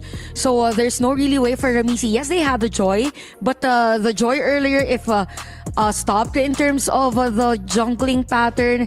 It's just forced to go for the split push. Yeah, and Navi MY clearly was the more successful one to do that earlier in game number 1, even despite just having the Veloric and the glue. That's so surprising in itself because it was Team Liquid who had the Hilda, and I feel like you could just immediately associate the Hilda with disrupting so much from Navi MY supposedly, but that wasn't entirely the case. And now we're jumping into the draft here where Team Liquid, this time they're going to be first pick and Navi MY, they will be the second pick. So in this situation, they do have priority in actually getting some setup or win condition on for themselves, maybe even an opportunity to take away the Yusung Shin. Yeah, Yusung Shin, good point. I think if Navi MY bans out the Yusung Shin, then there's the answer for TLPH. It means that Navi PH works around a jungler like a YSS, so they would have a better idea on that. But anyway, TLPH, they're banning out the usual heroes, Farsa and Wawa even. Farsa meaning they still want Kla to have somehow safer area in terms of the laning. I am leaning towards the idea that Team Liquid Philippines might want to revert back to the more common comfort picks, similar to the Fredrins and all that, for their draft heading into game number 2. I feel like that's something more familiar to them. Also, granted the bans that we have so far. Speaking of bans, I think this game, Uranus and even Baksha will be open, and it is open. That has been a trade here for Navi MY. Okay, we ban still the Harith and have TLPH choose between those two heroes, even YSS, and then they get the better trade because Baksha, they got it, and then Uranus YSS. It's an amazing opening. Even our draft Brigida, I started with Baxia, and I was very happy with the draft that I got. And yeah, Baxia opener, and now it comes to the question where you just don't know where this Baxia is going. Is it going EXP? Is it going roll? Is it going down? This is one of those heroes. First for me, it's like an 8 out of 10 in terms of flexibility. It legit can go anywhere. Oh, okay. Never mind the YSS. Speaking of which, this Lancelot was the one that Rina used to destroy Gaming Gladiators yesterday, using twice straight. Yeah, Rina, I think, is one of the most proficient assassin junglers that we have out there. I think I know why. I'm looking at the draft right now, and there's not too many lockdown heroes. Like the Kali is not there, the Badang is not there, and they took away the Gatot Kacha, and there's the Povias like you predicted, and now the Moscow. So now there's more crowd control. But I wonder if this was a bait. Okay. Still no mages again. Sorry, I'm surprised because I think Navi MY is trying to replicate their draft from yesterday. They have the Lancelot, Gatot, and CC for game number 1. Although Harith won't be taken here, even Parsa, so they're just changing some of the areas. But definitely, this is like their comfy or comfortable hero composition. This 3. I see, and it kinda like wherever the CC goes, whatever you put in the XP lane, it feels like they're happy with that matchup already. This is the combo that happens in Malaysia a lot as well. CC as well as Gato Kacha, where CC locks people down, and then it's a free ult for the Gato. Yeah, so it's one of those very annoying things that you see in rank, and even though it's in rank, it's very much viable in professional play. Yeah, and I think Navi, they are also still considering the idea that the Vaksha might not just be the jungler just yet, because they took out the Suyo. So maybe there is still a chance that we get to see the Frederick I mentioned earlier, but I feel like they too much of the same mage. They need a lot of damage. Yeah, they need a lot of damage lacking on since if they are leaning towards they're banning the carry, so maybe there's a chance here. Maybe because they banned the carry. And they banned the what if it's just Alice without the Angela all over? Because they did it yesterday. That did not have the Angela beside the. I think that's a possible route because Zetian is still open. So you could have Zetian and Alice as of 2 final picks. So they will have equal for both physical and Magic, although too much on Magic, maybe. Like I said, no such thing. There are no such No such thing as too much Magic, man. As a roamer, we need a Magic resistant update. But either way, right now the final bans coming in for Team Liquid. They got to be careful because Navi will have the priority here. And I feel like the priority is going over to the mid unless it's going to be something very flexible. They banned out the Bruno as well. So they want to make sure that the Moskov has a good matchup. But honestly, there's still a lot of gold laners still open, even the likes of Granger. Granger, Brody, even. Iridel too. It's still Iridel, yeah, in terms of mobility. Bane. Why not? I mean, who knows? Who knows, right? Yeah. Oh, the last time they did meet each other though in the qualifiers, they used Bane twice in a row. Yeah. And we have The Selena, the honey special. Okay. So you were talking about how TL should really go for comfort. Maybe Navi heard as like, hey, that's a good idea. Oh my! We can see the smiles on their face now. And I think there's a story with the Selena of Honey, wherein even male pro players know that they shouldn't give her. Yeah, they're like, Selena. ban it out. Don't let her have that Selena. Yeah. Yeah, that's not gonna be an option. But now Team Liquid Philippines, they still have chances to find a way to work around this.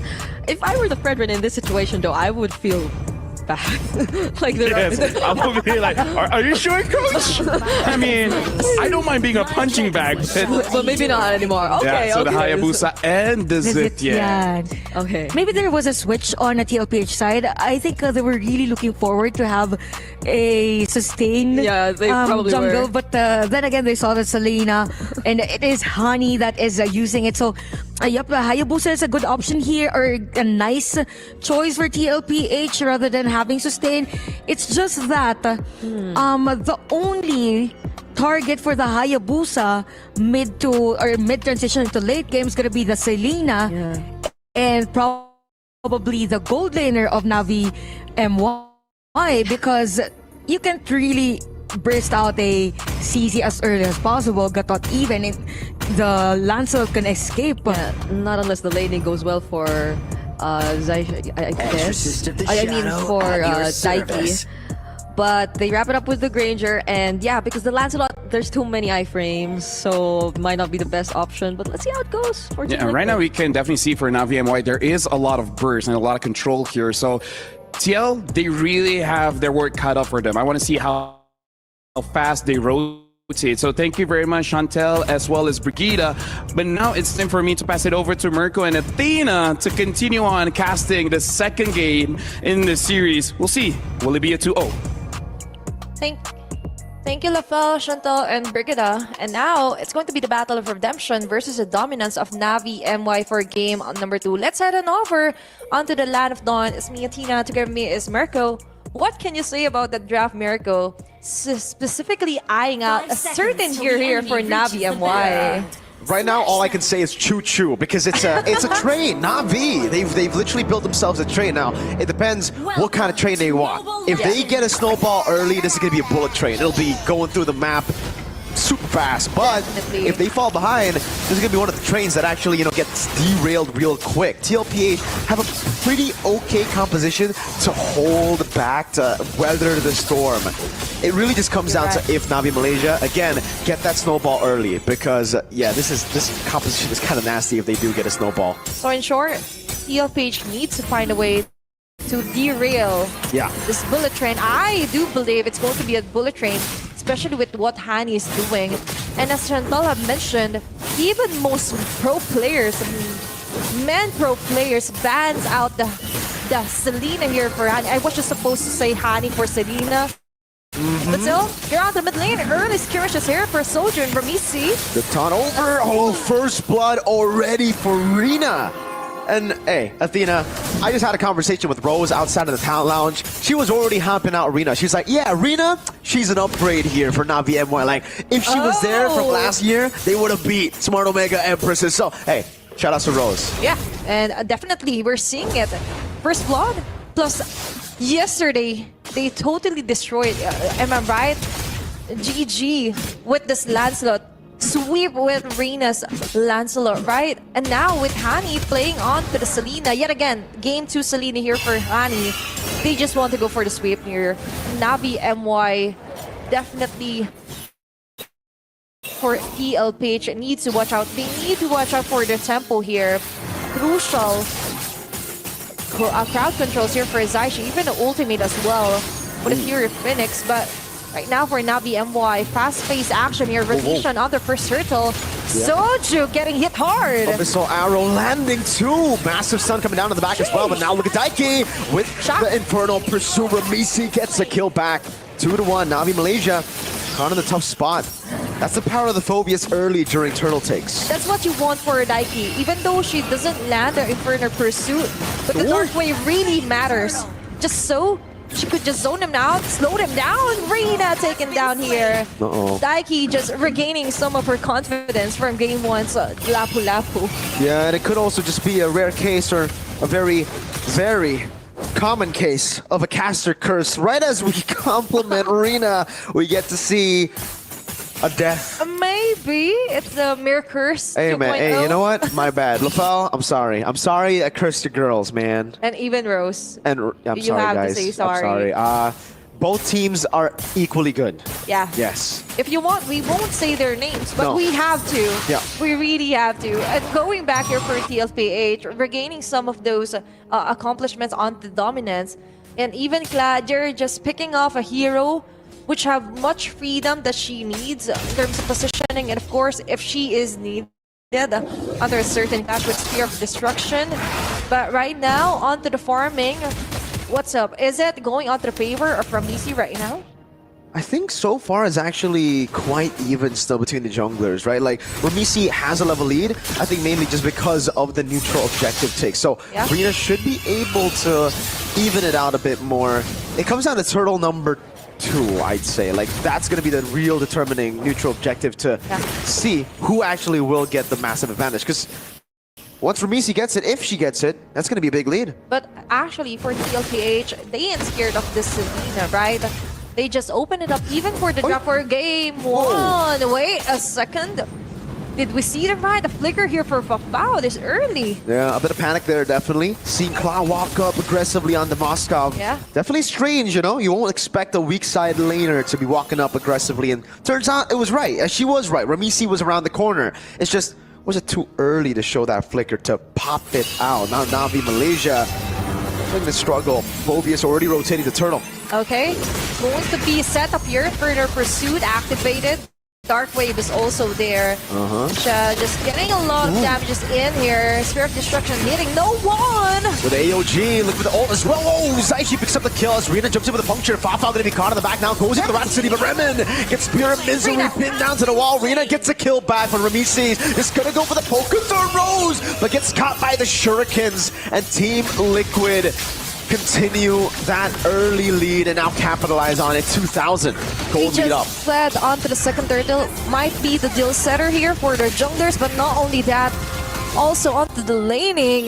Just wow for Team Liquid. A very nice layer there for Daiki and as well as Soju right there. But let's take a closer look here onto our instant replay.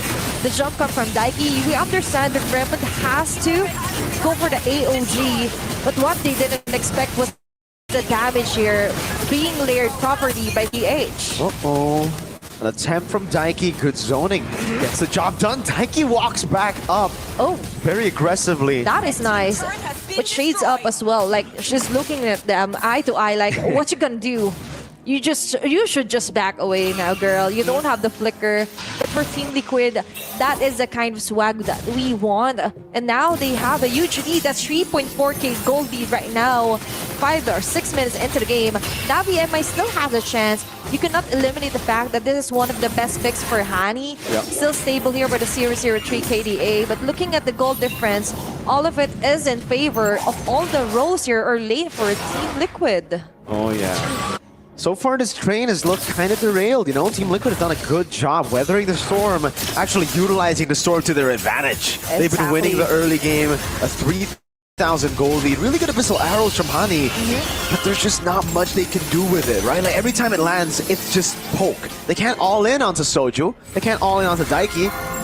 And the Phobias gets actually quite a bit of value whenever the Selena walks up. You get those stacks or but that the passive even faster.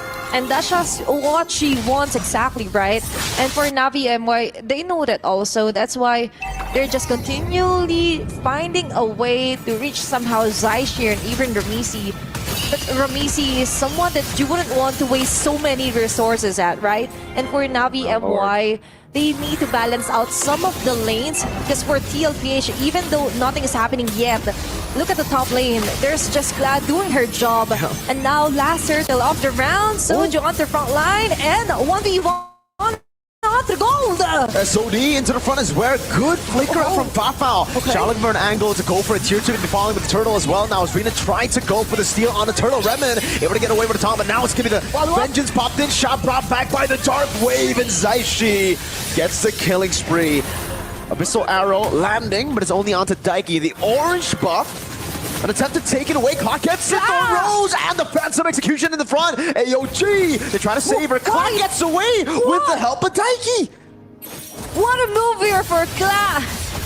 Definitely want to go for the flawless record yet again. And for TLPH, they're just doing it. They're just sticking together. So even though an arrow, Abyssal trap hits, Hani has no choice but to just back away. They couldn't just dive in straight ahead here for TLPH, and now they're just fully utilizing the advantage that they got, and Kla doing a great job yet again onto pushing off the inhibitor then on the bottom side. Hani going in. Oh no! 4-member Sun, the pin down, and the shredding shots coming in for the Moskov Kla. Ramisi and Rina. 1v1 up top. Ramisi gets the better of Rina, but Rina is able to get away, just barely. Luckily, they still had the Holy Defense down below, but they're not going to have a tier 2 for any longer. Yeah, and a bit of a struggle here to put some stacks onto Fafao's Sky Purser, by the way. And looking at the trio here, Trinity rather, here for class itemization. Beautiful build, by the way, DHS onto the third. Meanwhile, a huge power struggle here onto the mid laners. We couldn't fill the damage yet for Hani. And prioritizing, of course, the Enchanted Talisman for the CD Reduct. But as we could see, even though she's landing perfectly onto the arrows, they just couldn't burst down anyone yet from Team Liquid. Yeah, that's a 2,000 gold lead between the gold laners. Like you said, the 3-item power spike. And it's just strange to see, right? Because usually you would see this lead on a Granger, especially at this point of the game. Yep. It's a Granger that has to go for a trade with Redmond protecting her. Free neutral objective, and it's a big one. The SOD gets shot down. Redmond's recall gets cancelled.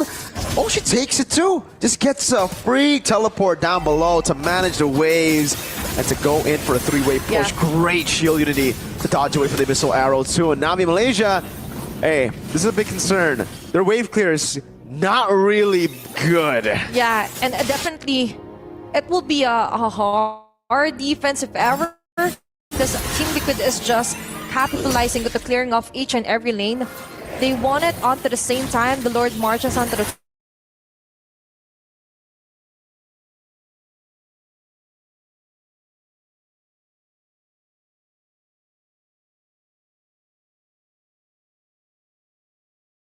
top side.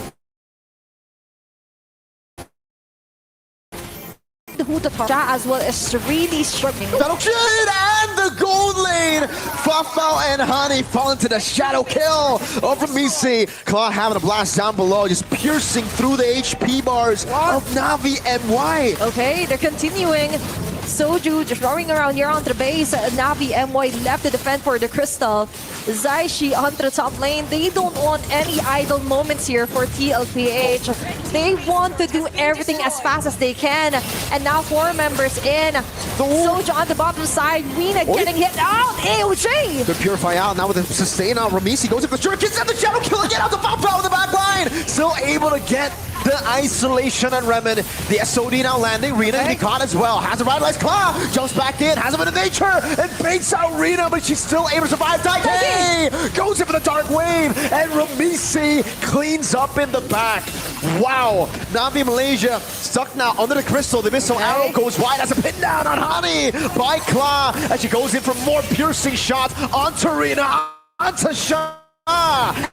That's a double for Claw. And the to follow. And that's going to be it.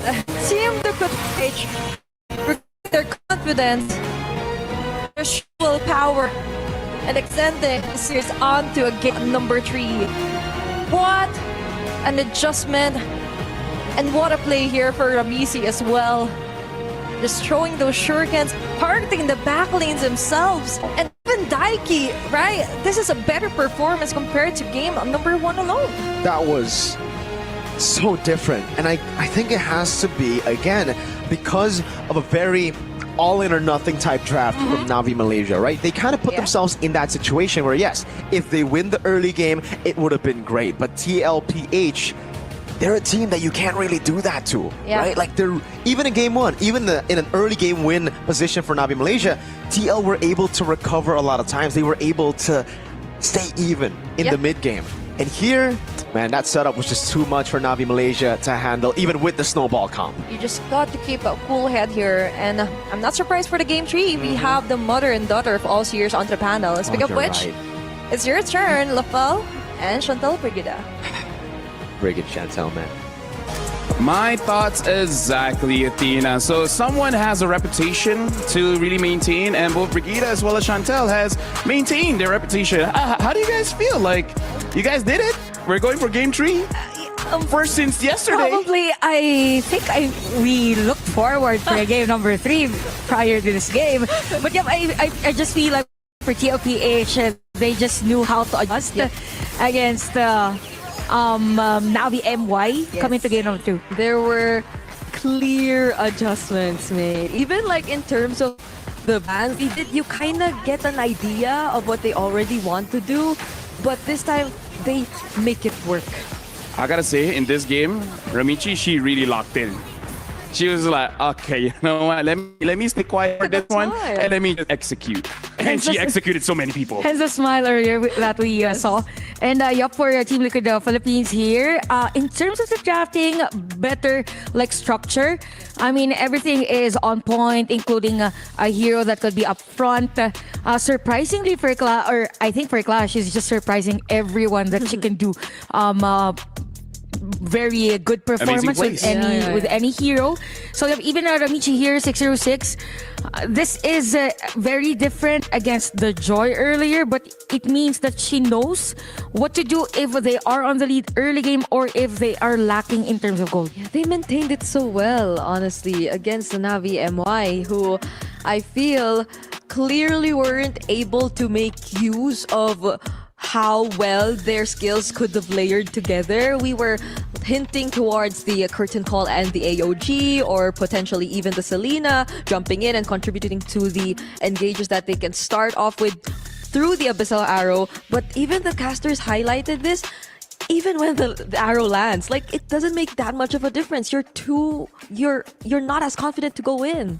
I kind of feel like we almost have to rewind the game all the way from the first 3 minutes, where earlier on even Rina was killed during her farm, right? So I kind of feel like the mid trio coming in from Team Liquid just ensured that Rina popped off yesterday, so just make sure that she doesn't get to do that again, and let Ramichi do her thing. And it sounds like a very simple game plan, but very effective. Yeah, I think that's the reason as to why the priority of the items, if I'm not mistaken, for Daiki also was the Antikiras.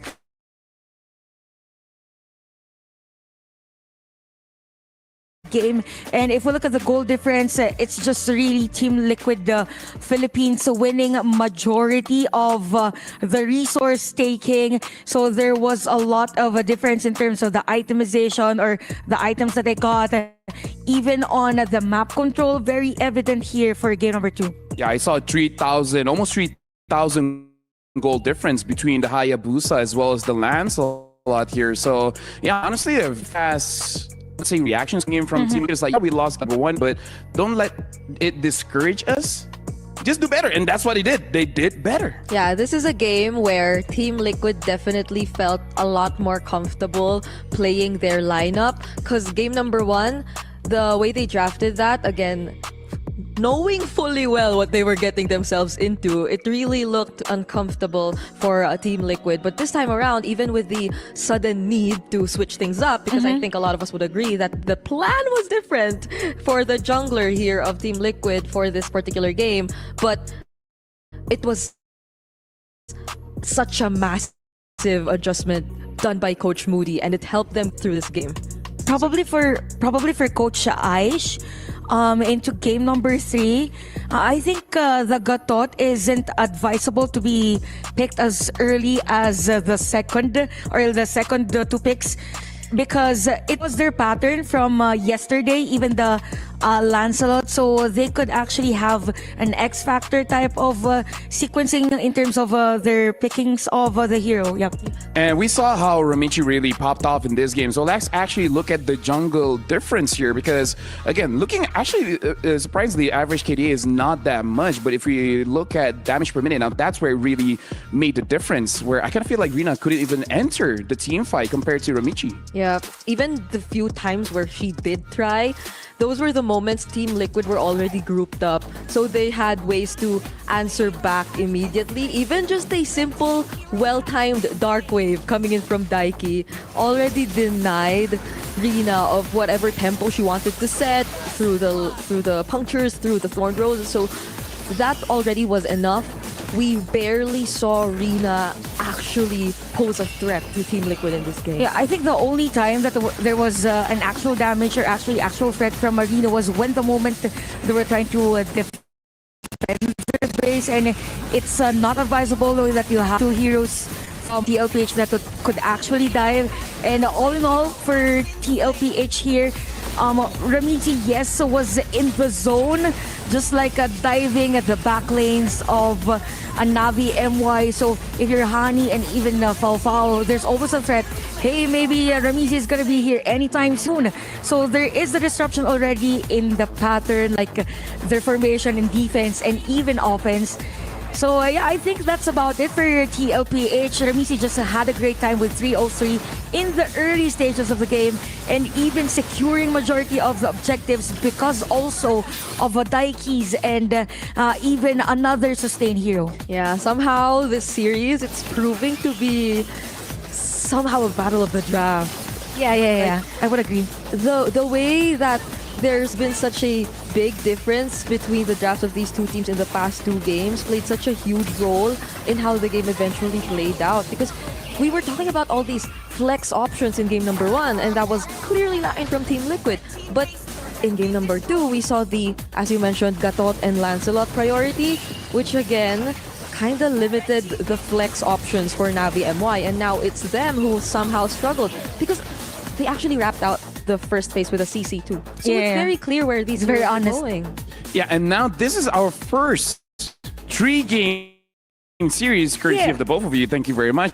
And I think this deserves to be the qualifying match to go to the knockout stage. And I would say for both games, it does feel one-sided for Navi MY in game number 1, and game number 2 was for Team Liquid. So in terms of how strong they feel, I kind of feel like at this point, like you guys said, draft, yes, but also kind of subjective. But if I were to lean towards, I would lean towards a little bit towards Team Liquid, because even in game number 1, when it was clear like the draft wasn't in their favor, they were able to hold out long enough and potentially even won that one. Yeah, I would agree on that. I think it was stretched. Game number 1, we have the split pushing capability with the heroes. I think it's something that we could see on game number 3, not unless there is a specific strategy for the other team that could go for the snowball. Yeah, because Team Liquid knew their macro so well. And Navi MY clearly have to find a way to, just the same way Team Liquid did it in game number 2, maintain that if they get it in game number 3. And now we have a quote coming in from Rina. Of course, we've prepared something special for the match against Team Liquid. Just look forward to it. Most people know me for playing assassins, but who knows? I might pull out a fighter or tank jungler. You'll have to wait and see. Well, if we have to see, we got to see in game number 3, because this is literally the last opportunity they have for any kind of surprises. Yeah, because even like yesterday, I was talking to Owl, like an Indonesian talent, right? And I was asking her, how familiar do you think Rina is with non-assassin junglers? And her only response is, yeah, she could, but probably it's not the same way we know her to play assassin. Oh, does it mean that Navi MY, specifically Rina, really prepared, or could be, or A Tigreal jungle. Yeah. Why not? Wait. Well, maybe well, possible. So yeah, I think it's something that Team Liquid Philippines has to be prepared. But knowing that they could also do that, Actually, it all boils down again. It all falls to the idea that they shouldn't really prioritize heroes that will limit the flexibility or versatility of their hero composition. Yeah, but the thing is, if you really change that, you're changing the identity of Navi MY, where the win condition for them is Rina as well as Fafao. So if Rina is using someone to really support, either a fighter or a tank, then you have to have a second win condition, which logically speaking, it has to be Honey. And at that point, it's a good idea. We've seen plenty of teams having mid as well as gold to be the win condition, but that's one of those things that you really have to practice before putting it into play in a $500,000 championship. For Hani though, in I think the most recent tournament we saw her, again, it's been the Selena, which has been her go-to pick, and then following that was the Kimmy. But nowadays, the Kimmy in the mid isn't that often. It's like it's always banned. To be fair, it's always banned. Yeah. So let's see if Hani does have other plans in mind, because as of now, Badang and Moscow immediately taken out for Navi. What could be the priority here? Yeah, and the same question goes to TOPH, right? Because they actually switched things up. They banned out a different hero. Both Uranus and Baxter was opened game number 2, remember? Yeah. So I think they will give again the YSS, if not Zetian. But that is these That's the Farsa's, the Zetian's open. Yeah. So but they banned out the Farsa. Okay, so the question here is, since TLPH lost against the YSS of Arena game number 1, if they ban it out, then the left open heroes would be Kimi? Kimi is I open. just mentioned it earlier. Yeah. What? Why not Kimi? Yeah, Kimi is open, and the Baxia got banned as well. You just have to be careful of Ramichi because her assassins are good. Yeah, I think that's a trade. We open up the YSS, we get the Kimi, because yesterday TLPH played well with the Kimi. And also it means that in terms of early game, they have high deep in okay. But they got the Kimi. They got the Kimi. Let's give YSS to TLPH. So TLPH, they have the option to go Arlot and YSS. If not other Phobius. I think too much. I think they actually want them to take the Yisun Shin, because like I said, like having the Kimi going up against something like a Hayabusa, Lance Rolling, that's much scarier. Yeah. Like Yisun Shin is an amazing hero, but at least the Kimi feels fine. But this does come back to our topic just now, where if you do want to put a tank or a fighter in the jungle, someone else has to carry. So now maybe they're good on their word. Maybe Rena's gonna show something else.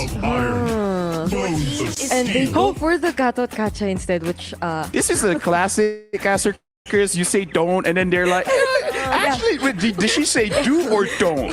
Even yesterday, I wasn't proud when I suggested the Harith, but there was a Harith. You weren't proud of it, but hey, you were correct. Okay, so they went against our advice and picked up the Gatot Kacha. I think Phobius is a good answer here for Navi MY. But it depends on the early game of the YSS. Probably a glue still could be a nice I don't know. option. I feel like Akai Arlit, Fredrin Arlit. Akai Arlot. Yeah, that would be pretty good too. Yeah. How can we forget the best duo in this tournament? Because we don't like Akai. Hasn't really shown up yesterday. Hopefully today's different. Not unless the surprise Rena's been talking about was Okay, never mind. he lied. Now, never mind. Just like Mirko said, you kind of have to lie every once in a while just to throw your opponents off guard. He still went for the Lancelot, okay, but not at around the same time where they did earlier. Now they have sort of a clearer picture as of what may go on to Team Liquid Philippines. But with this, could the CC be a possibility for Team Liquid at this point? So they have direct So answers. just did what Navi MY did in game number 2 where they lost. Because if that's the case, that's going to be the exact same. All right, it's a Zetian. Yeah, it's a Zetian. Okay, so more on control actually for TLPH. It's just that I think they need one more hero to be up front because you can't really rely on Gatot alone in terms of doing the initiation. Okay, so you have the assassin or the jungler and even XP lane, probably the mid lane also for Navi MY. You can ban out the other EXP laners now for TLPH just to limit the possibility. I'm not sure if Boss 5 Phobius is an option or it is viable, but yeah, as much as possible, limit that one out, or probably more on the marksman. Here's Granger, Irithel, something like that, because you don't have, there is the Granger ban, so they're limiting the gold lane, but there's a high chance actually for Navi MY to go have the Ruby gold lane maybe? Never mind. Okay, they ban. Oh, never mind. Sorry. Why is it every time you say something, it just they ban like it goes the opposite way? But they took out the Ruby. So Just wait, Brigida. Your time will come. my time will come. There's a time when a caster matures, and they get it wrong every single time. I must say Esmeralda now. If it pops out, That's intentional. So wait, I mean, who knows, right?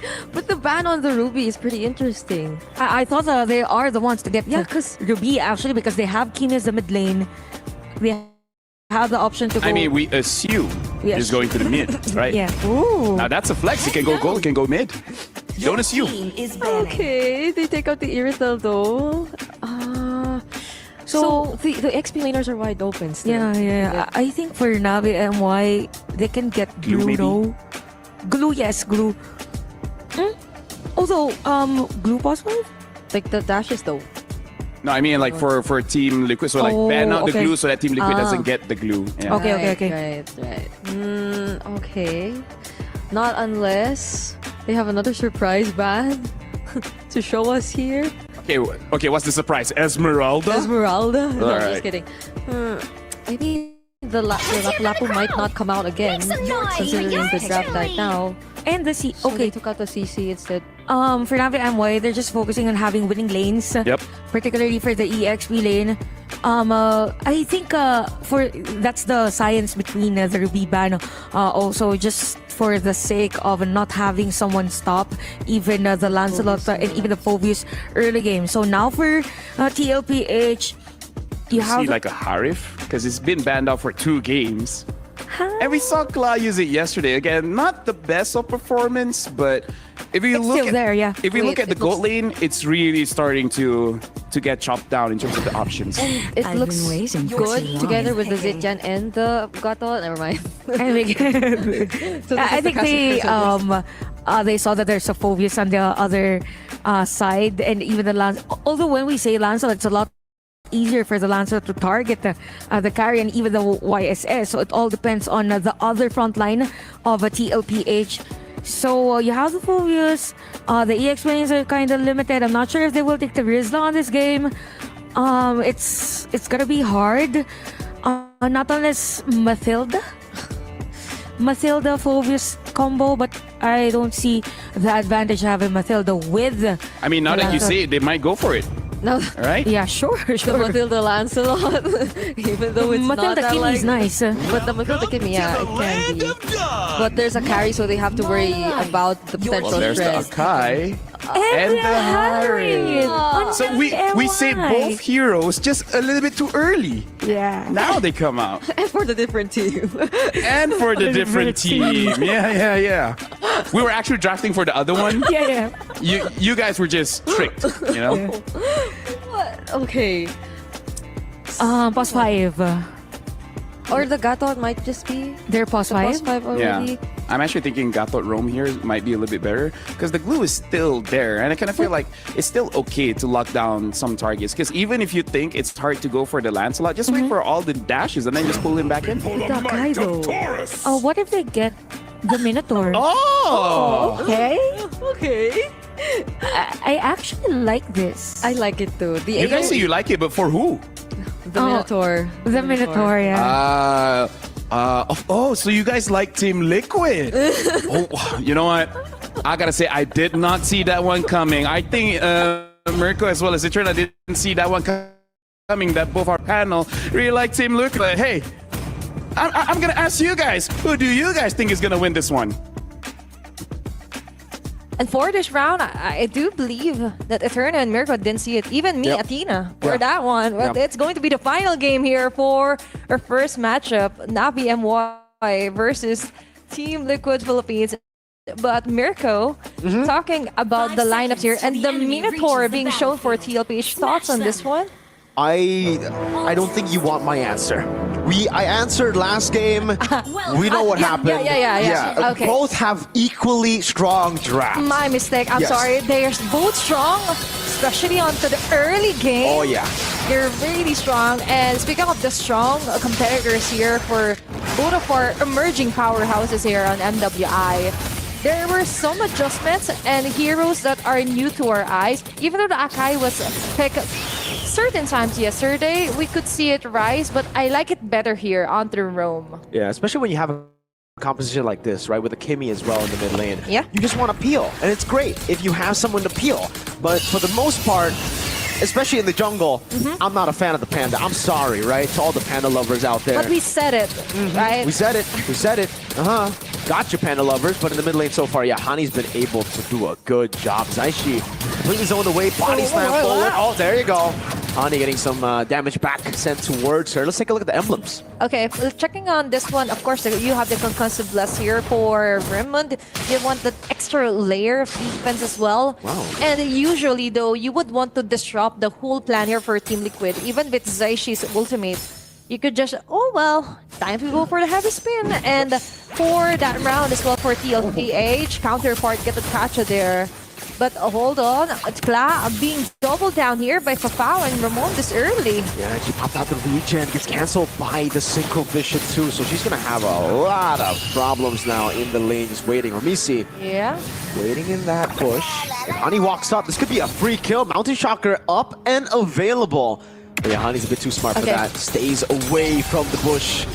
Misi just holding back for now. First turtle up for grabs. This is the second Lancelot game for today for Reina. Daiki is loading them out for the first blood as you up, way too honest. Like Lapel said, you gotta lie. Rina hasn't lied so far. Nothing new. Just with the Lancelot now. Double man. Dark Wave shot! Wins it out, but that's a massive deep tool to bring them all back. Shah is caught all alone. Has the Dark Wave. Gets everyone on it. And will be able to walk out with a win. Wow! And that's how you play a Phobius. Causing phobia here for TLPH. Yeah, you got advantage for the first blood here for Ramisi. But who's the queen now? First turtle stolen. And then plus follows here by Shaw. Just TLPH. Let's take a closer look here on their instant Lupe where he's just getting ready with a Dark Wave, and then there goes the Infernal Pursuit. Not only that, getting a kill plus a turtle. So much riz here for Sha. This Fury already used up Thorn Rose live camp. We would see Clark struggling.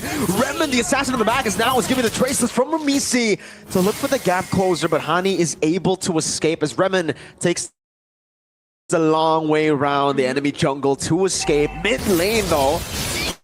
Oh, this turret is gonna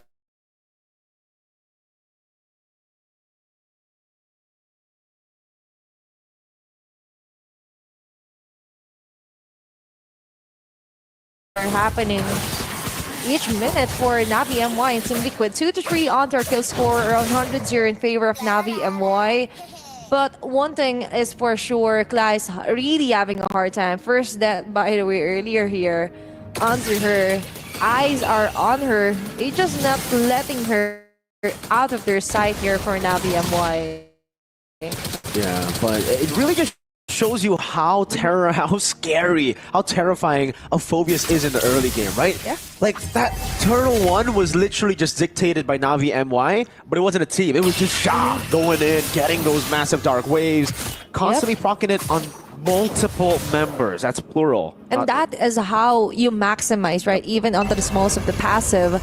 Now, another turtle, second turtle of the game up for grabs. There's going to be a jump here by Raymond onto Zeishi. Okay. Soju eyeing out shot. She's like, hey girl, she's here right again. What's the plan here? Dark Wave won't hit, but Ramisi being showed out. Oh, good time Heavy over. spin. Karina, that's good heavy spin as well. Daiki still in the back now. Shy is all alone, but is able to isolate the rest of the team from the turtle. Daiki doing the same thing, has the AOG though. But look at Shot, shoving back in now onto Saichi. Force of flicker, Minus Fury coming out now with Claw. Still able to get the damage done. Meanwhile, Ramisi rotating up top already, trying to get something more from the Stray, but in the mid lane, Fafao has already cleared it up. Hani going for the laser beams onto the turret now. Daiki trying his best to clear it out and will be able to do so. Even though that was a successful defense here for Team Liquid. But speaking of which, let's hold the on. Rina being chased down. Walks up forward. Ultimate there as well. The fadeaway. Rina taken out as Hani tried her best to save her, but won't be able to do much. I was supposed to say that took a lot from Team Liquid just to take down the shot.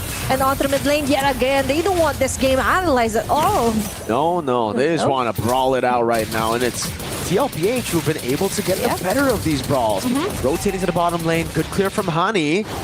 But she's got to be careful here. 4 members of TLPH are stationed down below Hani. What? Wow. Very nice dodge here for Hani, even without the Purify itself activated. But for TLPH, going back to what we were saying, like, it took a lot from the just to take down a shot alone, right? But it started with there. You just need to start somewhere. And looking at the goal difference, it's not much of a lead right now for Navi MY. Leads into the favor of Team Liquid, but Fafao and Clad just doing their jobs as well, destroying out their turrets onto the top and bottom side. And looking back here onto Navi MY, yeah, Sha has that sustainability, you have that innate tankiness, but you really has to be careful onto those kind of jumps. Just do it when it is really necessary, because sometimes you're like, if you're missing, Navi MY will be left defenseless, right? There are no frontliners here for Hani. Fafao might be targeted, but right now, body-to-body defense. Heavy spin, but it's onto the back line. Daiki was free right there. Now the traction pulse, almost landing on Chana. Starts giving the knock-up as well. Minus Fury still held down by Soju. Shot! Dark Wave onto all of them. Luckily, taken out before that could happen. One more shot with the Traceless. Ramisi doesn't go for a Traceless backwards instead with the Demand Force used by Fafao to clear up the wave in the mid lane. Now, Rina holding the position. But she won't go for it. A big taunt again over Remen, and she will be caught. Daiki gets away with the AOG. 1 HP. The turtle buff gets her a shield too. Very nice escape here for Daiki. Finally, first turtle here for TLPH. And that is what we're talking about. For Team Liquid, if in the early game, you have too much to handle here by Sha alone, with 5 members, it's enough. There takes just seconds for her to be torn down. Plus, I like the fact here that Soju is really proactive, not only onto the hills, but also onto trying to put herself onto the line just so Ramisi and even Class could get that position for the free hit. With which onto her instant replay, that is exactly what happened. Plus, they managed to push over Hani, just go back home here. And Fafao with the Zaman Force just to try and escape and scat here. Yeah, I can see the satisfied reactions there from TL. Yep. Getting the team fight win and turning around what looked to be a great start of the game for Navi Malaysia. And now the lead is on the TLPH, 1.4k net worth. And even with the conceal play predicted by Soju, no one will be targeted here except for Daiki being followed up. Cancel's coming down. Oh, the AOG! Straight into the front as Ramisi capitalizes. And look at the damage. Claude just melting down these frontliners. Ramisi with the triple, looking for one more, and it will be Claude to take away the Maniac. Wants to go for a double for herself. You can see laughter from Daiki, from Claude as well. They know they've got the game in the bag now. All they need to do is stay disciplined.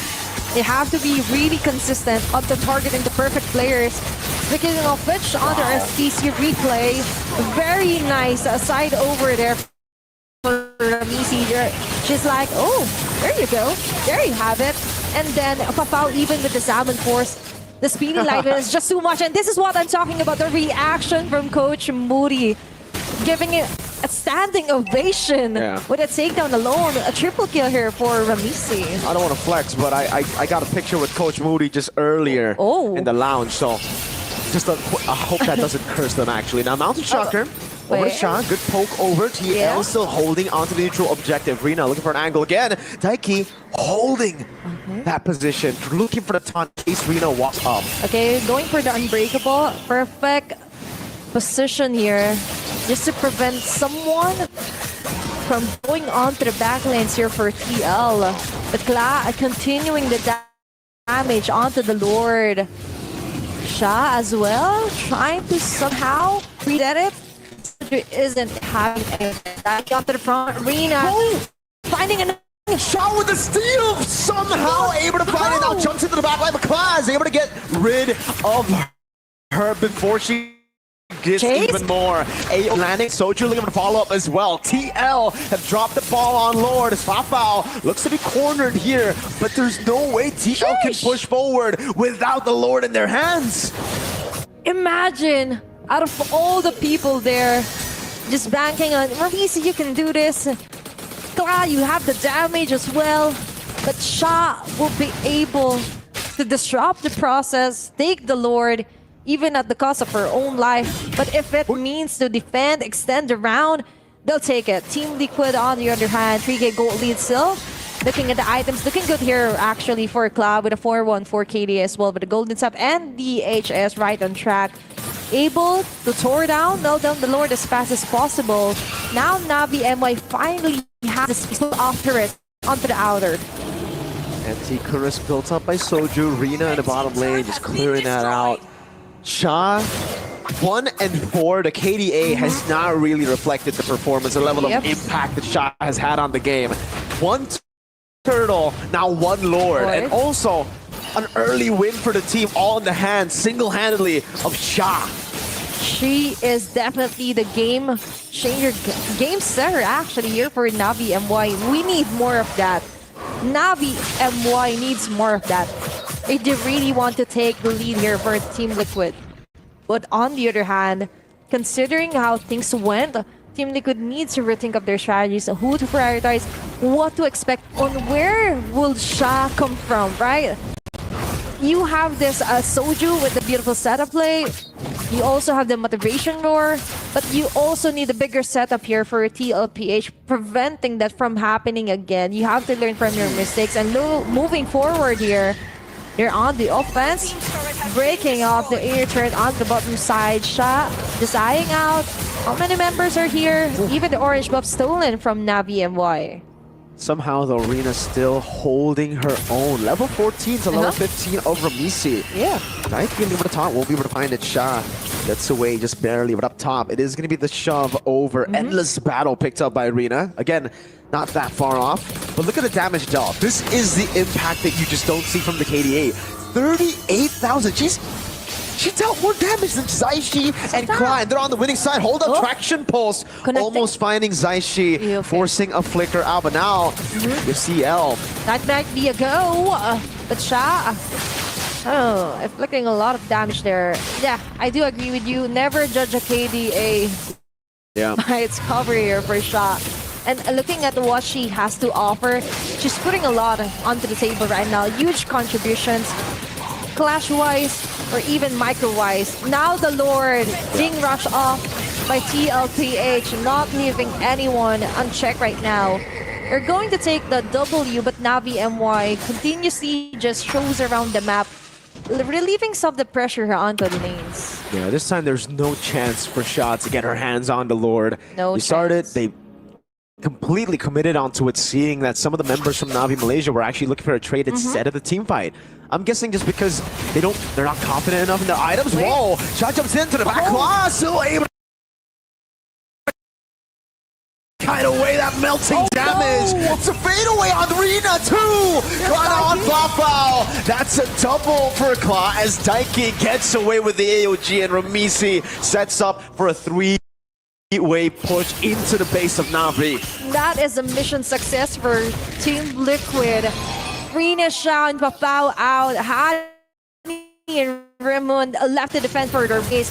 This might be a GG for TLPH! An assassination from Ramisi! A desperate move from Raymond to save their chances of qualifying early. But it will be TLPH. Team Liquid make it to the knockout stage of MWI 20-25. It's going to be a reverse. And TLPH finally getting the groove back onto their heads, causing a stampede right on. If I was on stage, I would have just clapped hands with Soju. Yeah. Soju was like, can I get a high five? Don't worry, girl. I'll go later. I'll give you that high five. But still, props to the whole draft as well. The adjustment, we could definitely feel it for Game 2 and Game 3. What a smooth performance, solid performance here for Team Liquid. They have something else to look forward to. The knockout stage, and also a high five from Athena. Yeah. Don't worry, girl, I got you. And that is somewhat of a motivation here for TLPH, continuing their bid onto the upper and now the knockouts, right? Yeah. Finally qualifying. Their hard work finally paying off. And still, the dominance is there for a shaky start. But what's happening was that it was a shaky start, but wait, we're just going to rev up our engines, get ready. We're out to catch you guys. We're out to catch you girls, right? For Navi MY, on the other hand, more improvements, but we see the process, we see the improvements as well. They're gonna have to suffer a defeat going down to the lower brackets of the GSL format to qualify, or at this point, just fight for their lives. Literally, right? And you would want to stay longer here in Riyadh, Saudi Arabia, live at SNB Esports Arena. If you guys are around, you could definitely watch out for our games and for the next match also. But for now, of course, going on to the main stage, we have Cheryl with us.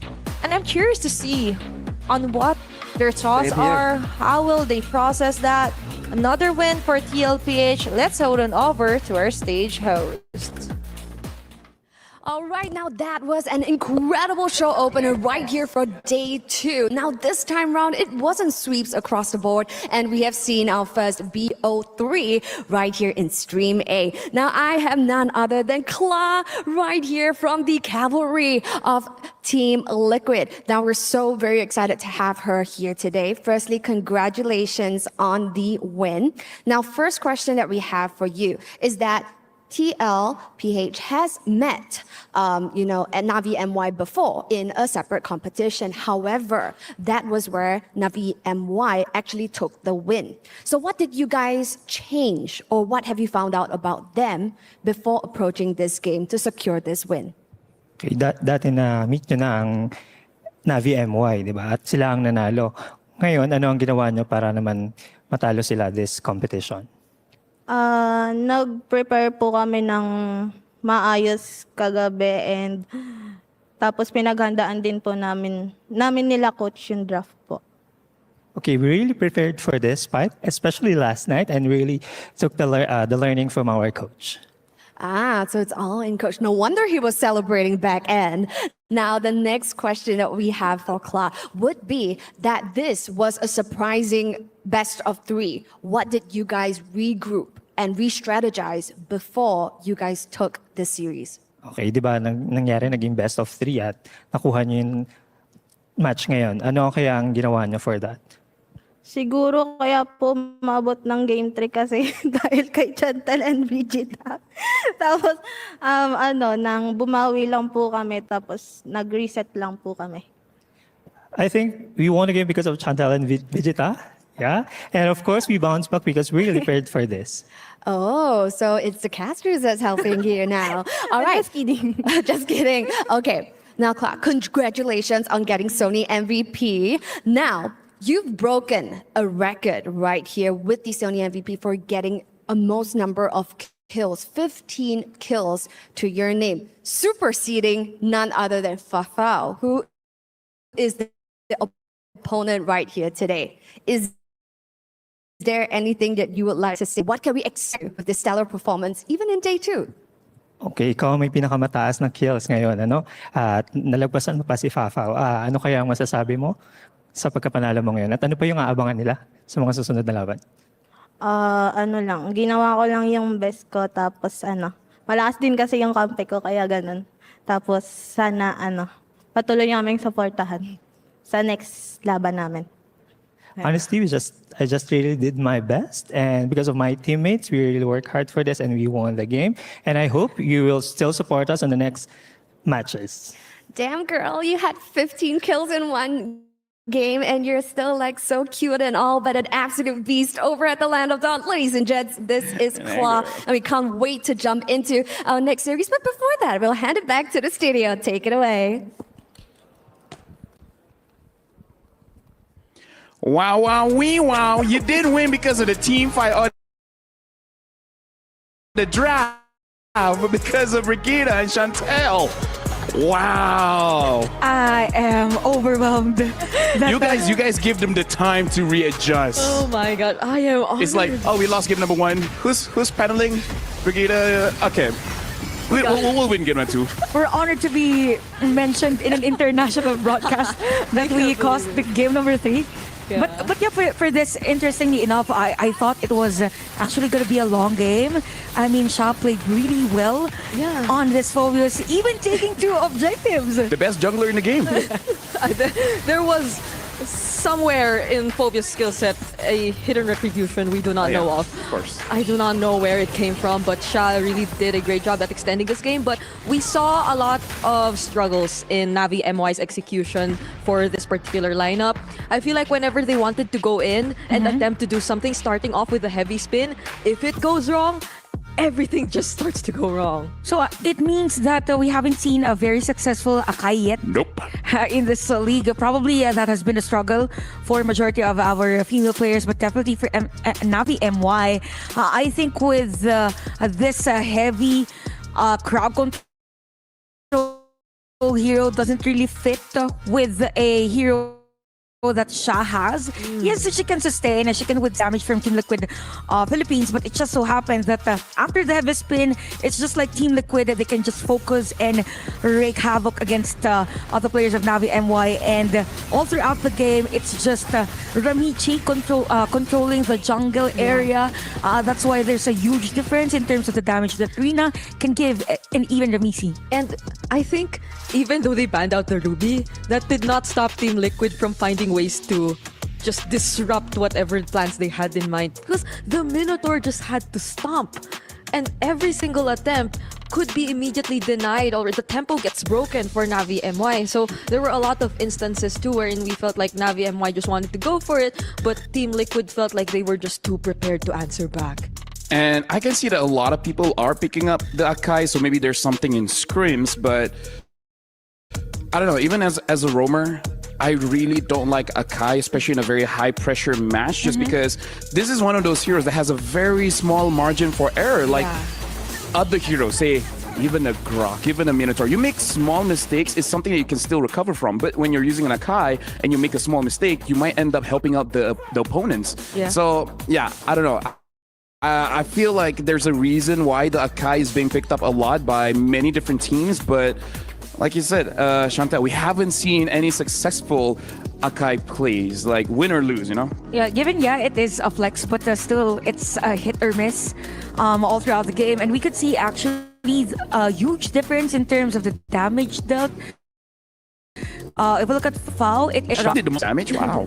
Yeah. At least for Team Navi. Yeah, I mean, for all throughout the game, I think she was the one that's really upfront against 4 players, if not mistaken, during the turtle fight. And even for your Team Liquid Philippines here, you can see that we have Zaishi, Kala, and even Ramichi sharing a piece of the damage. So if you compare the damage that Navi MY can sustain, every damage dealt by Team Liquid, it's not sufficient because they can't really burst a hero composition that has a Minotaur that can do sustain. Yeah, Sha honestly had a highlight in as early as the first 5 minutes. I hope we could somehow get a glimpse of it here, but there was a moment wherein Sha was fighting up against 3 members of Team Liquid who probably thought they already won the team fight and could take out Sha as well, but and Sha's like, nah, I'd win. Sha said, nah, and she was just too tanky. And that was just one of the many things she did to extend the game. But I feel like she did too much, and there was a point in the game that she already needed help. Maybe she's like, if I don't do it, who will? But the others, they could not. Like, they were just denied of the farm. Everything else, it just felt like the responsibility was too heavy for It's like Navi MY, specifically Sha had this moment, I got you guys, but who got me? Something like that. Throughout the game. Okay, this conversation is getting more deep than I thought. But that was So what's happening is like, I thought we're friends. I think that's what happened on that game. In some way. Yeah, they could have made a play with the Sha in the more middle, support, more yeah. support. But yeah, I think the problem with the Akai so far in MWI is there's no really sure target. Whenever they use the heavy spin, I think we saw that during the highlights earlier. They zone out the Minotaur, but there's really no initiation like follow up for that. Yeah. I don't know if it's a hot take, but I kind of feel like I really don't like the Akai. Like, I'm sure there's that one or two drafts where we know Akai as well as the Arlet play well with each other, but I don't see that combo. So why are you picking it up? I don't know if it's a hot take, but I don't know. Just don't pick the Akai, man. You are reminding me of my draft in our podcast. Oh wait, yeah, you picked up that I picked Akai. Yeah. I picked Akai there. So now you're saying you don't like it, but that was as a jungler. But even then, the way we're seeing it here in MWI, it feels like... I mean, to be fair, you pick up the Akai and I stole the Arlet away. So, you know. Like, I see what you're trying to do. I see what Mirko's trying to do. But now we got to look at the head-to-head for this one to compare both players. Because, again, like, I kind of feel like this is a close series, but just kind of has that snowball effect for Team Liquid. We're looking at Kla as well as Fafao. In every single category, Kla is looking pretty good. Yeah, this is average KDA is high, 12. But if you compare in the average kill participation... Oh my god, damage. Yeah, damage... 4,000 to 2,000. That's high for a game. Per minute. That's not too long, really. So for Kla, it's just she knows when to join a team fight. Yeah. Because it's just 65% kill participation, and it's more on the conversion of the current form that she has. Yeah, and I feel like as much as Fafao wanted to do more with the Harith.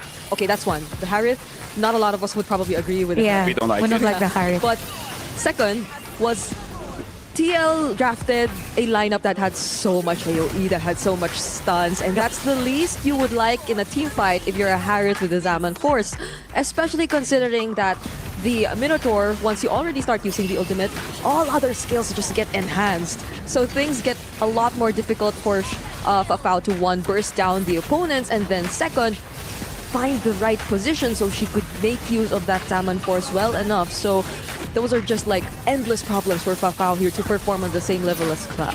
Yeah, looking at draft, it's very anti-dive because there's so many tools for them to have. The passive coming in from Zetian, Daiki with the taunts, and of course, we're talking about the Minotaur, a large AoE ultimate that makes it so that Rina doesn't have really a lot of ways to actually join the team fight. So I kind of feel like maybe they tunnel vision on their own draft without considering what the opponent could have. And I kind of feel like that punished them. Yeah, and also with regards to the Minotaur, again, the heals is there.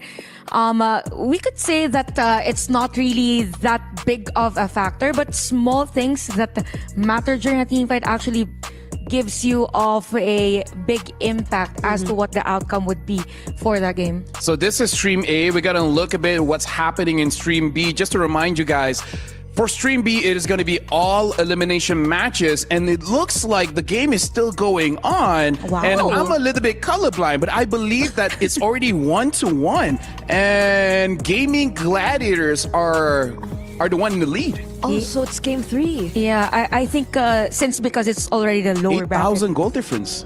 That's huge. So, yeah. Yeah, but wow. Either way, we got to remind ourselves, this is an elimination match. Looks like Tidal Legends Gaming are struggling just a little bit. Wait. We'll get more updates after this to see if Gaming Gladiators can actually close it out. Because just to let you guys know, loser goes home and the winner will eventually fight the loser of today. The upper brackets. So the advantage for Team Liquid after winning against Navi MY, they don't have to play tomorrow, but Navi MY, the journey isn't over. They're not eliminated, but they do have to fight with one of the teams that actually won the elimination match for today.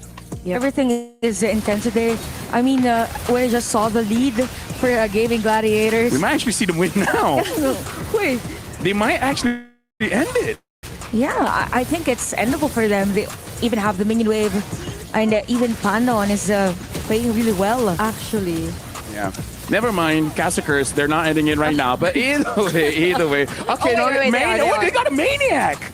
Oh, wow. And I got a Maniac in Stream B, ending it right now. Whoa, talk about chemistry. Stream A and Stream B ending roughly the same time. Okay, so this is basically... You guys affect Stream B as well. Congratulations. Okay. It's like a domino effect. Well, this is gonna be the last day we'll be together on panel. Anyway, Yeah, but so- we will be together tomorrow at the desk. Oh. But Schedule just for could change. match 1 and 2. Well, let's Schedule see. could change. So this means it's Damon versus Navi MY tomorrow? I'm not entirely sure. We do have to wait till the end of the day to see who's going up against who, but it does look like Title Legends Gaming, unfortunately, will be eliminated. So congratulations to Gaming Gladiators for keeping their run alive. Congratulations as well to Team Liquid being the first team to actually qualify to the knockout stage.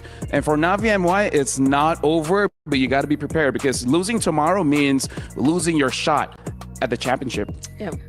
Things are, the world is getting smaller for our players, and it's now or never for everyone. I think we get to see we grasp already whatever the strategy is for every team. It just so happens it's really more on the execution.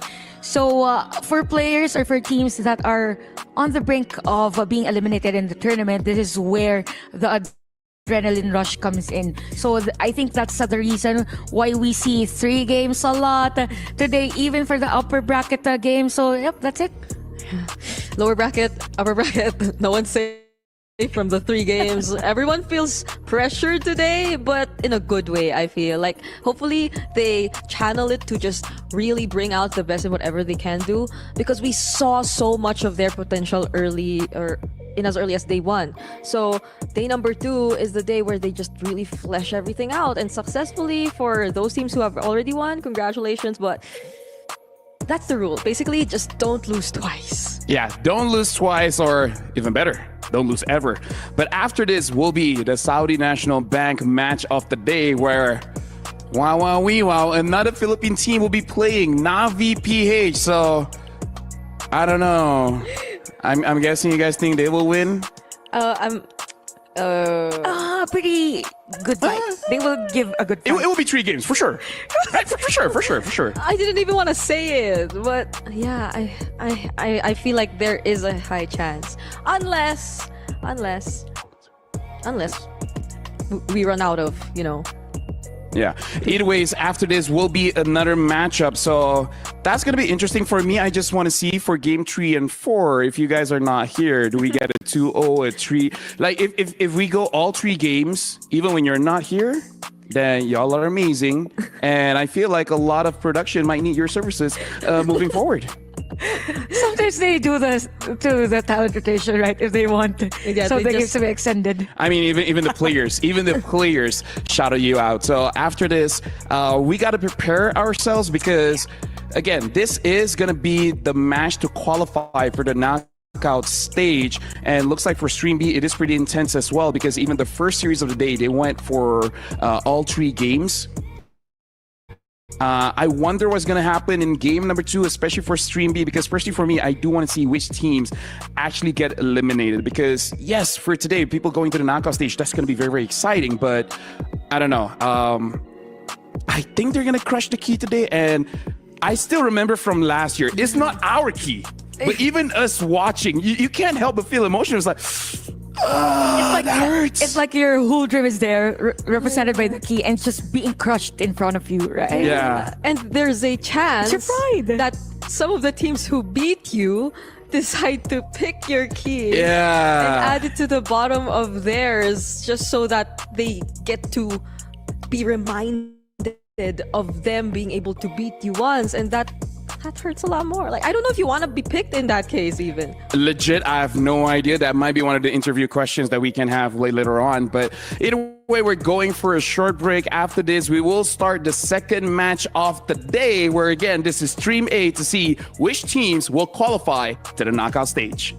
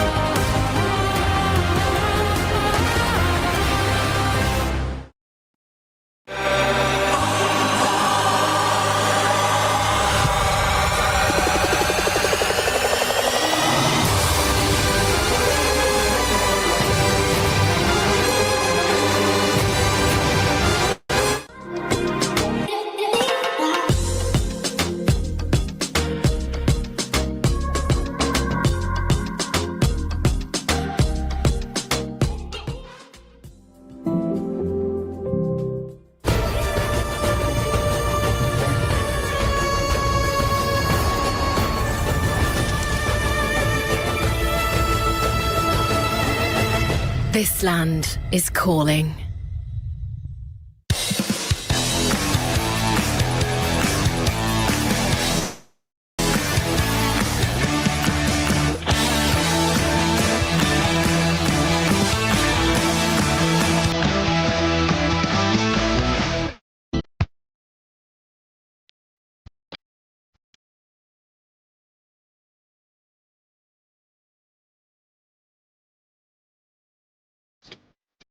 And